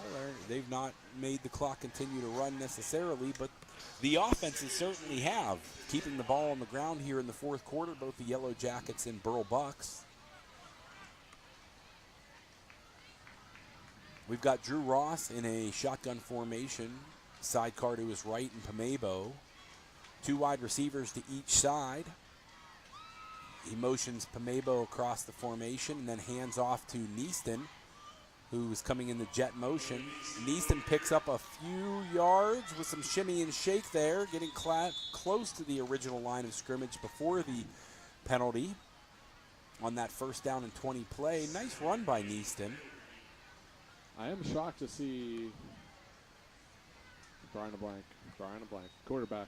Drew Ross still out there. Just over 3 minutes left. They're up 35-0.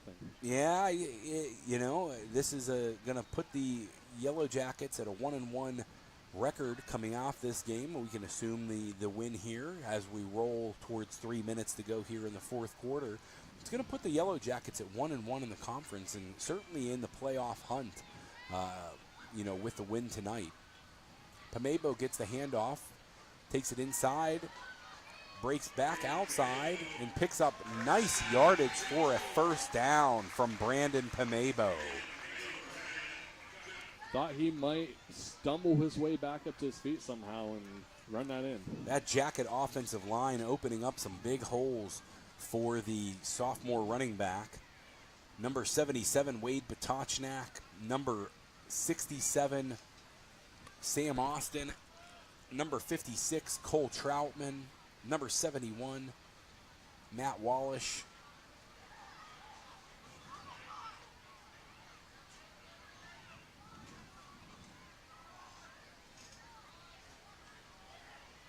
Pamebo gets the handoff, takes it to the outside. Maybe minimal gain on that play. Minimal. And I apologize. That big hole that was opened up there, Sam Austin not on the field at the moment. Cameron Mankey, number 52 for the Yellowjackets, has checked into the game and was there on the big Pamebo run for a first down. Mankey making such a good block. I thought it was that big Sam Austin out there opening up the holes, but no, it was Mankey, the underclassman. We get a timeout. We've got a timeout for the in the play, so let's go ahead and see if we can catch one more commercial break in tonight. Life doesn't slow down when the everyday aches and pains have you sidelined. So get back on the field sooner with the care of Olson Chiropractic. Dr. Ryan Olson and his staff treat a variety of conditions for patients of all ages. Don't jeopardize your quality of life and the moments along the way. Let Olson Chiropractic help you find the healthier, younger you.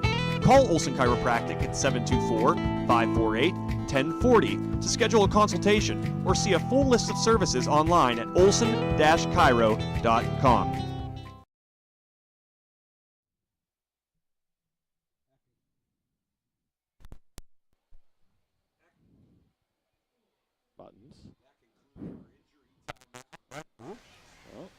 Got a little bit of noise happening there. That concludes our injury timeout. the injured player was able to walk off the field to the Burrell sideline without any trouble, so good news there.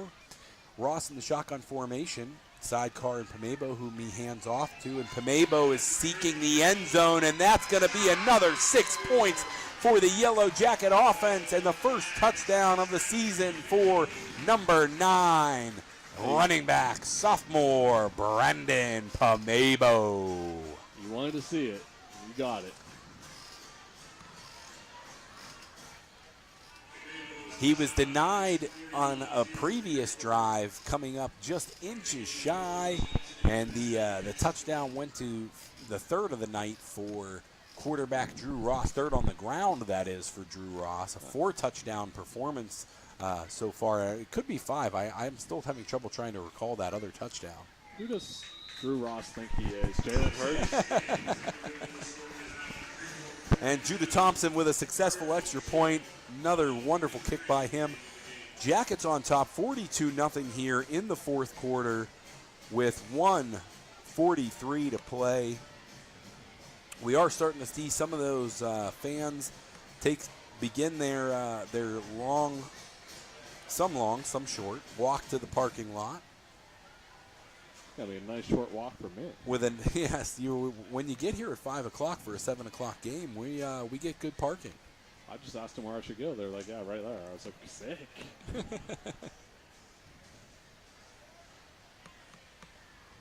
Judah Thompson setting up to kick off here for the Yellow Jackets. He's been a busy man tonight, both on the kickoff department and the extra point department. 6 touchdowns on the board for the Yellow Jackets. That's 6 extra points successful by Judah Thompson, as well as 6 kickoffs, and, well, let's call it 7 because we've got the opening kickoff as well. Another deep drive by Judah Thompson taken by Trey Corey. Corey brings it up over the 20-yard line and is tackled out of bounds by younger brother of a touchdown scorer this evening, Sean Salinger. His younger brother, Luke Salinger, on the tackle, getting the props from the sidelines all over. Luke Salinger, a freshman, listed at 5'5", 130. Also quarterbacks our junior varsity team.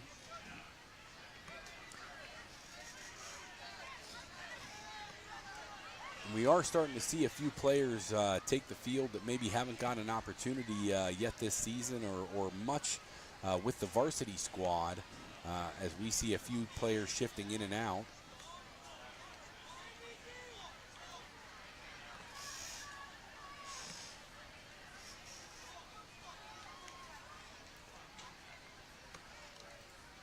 You can see those Jacket defensive players looking to the sidelines like, hey, coach, am I coming off or am I coming off?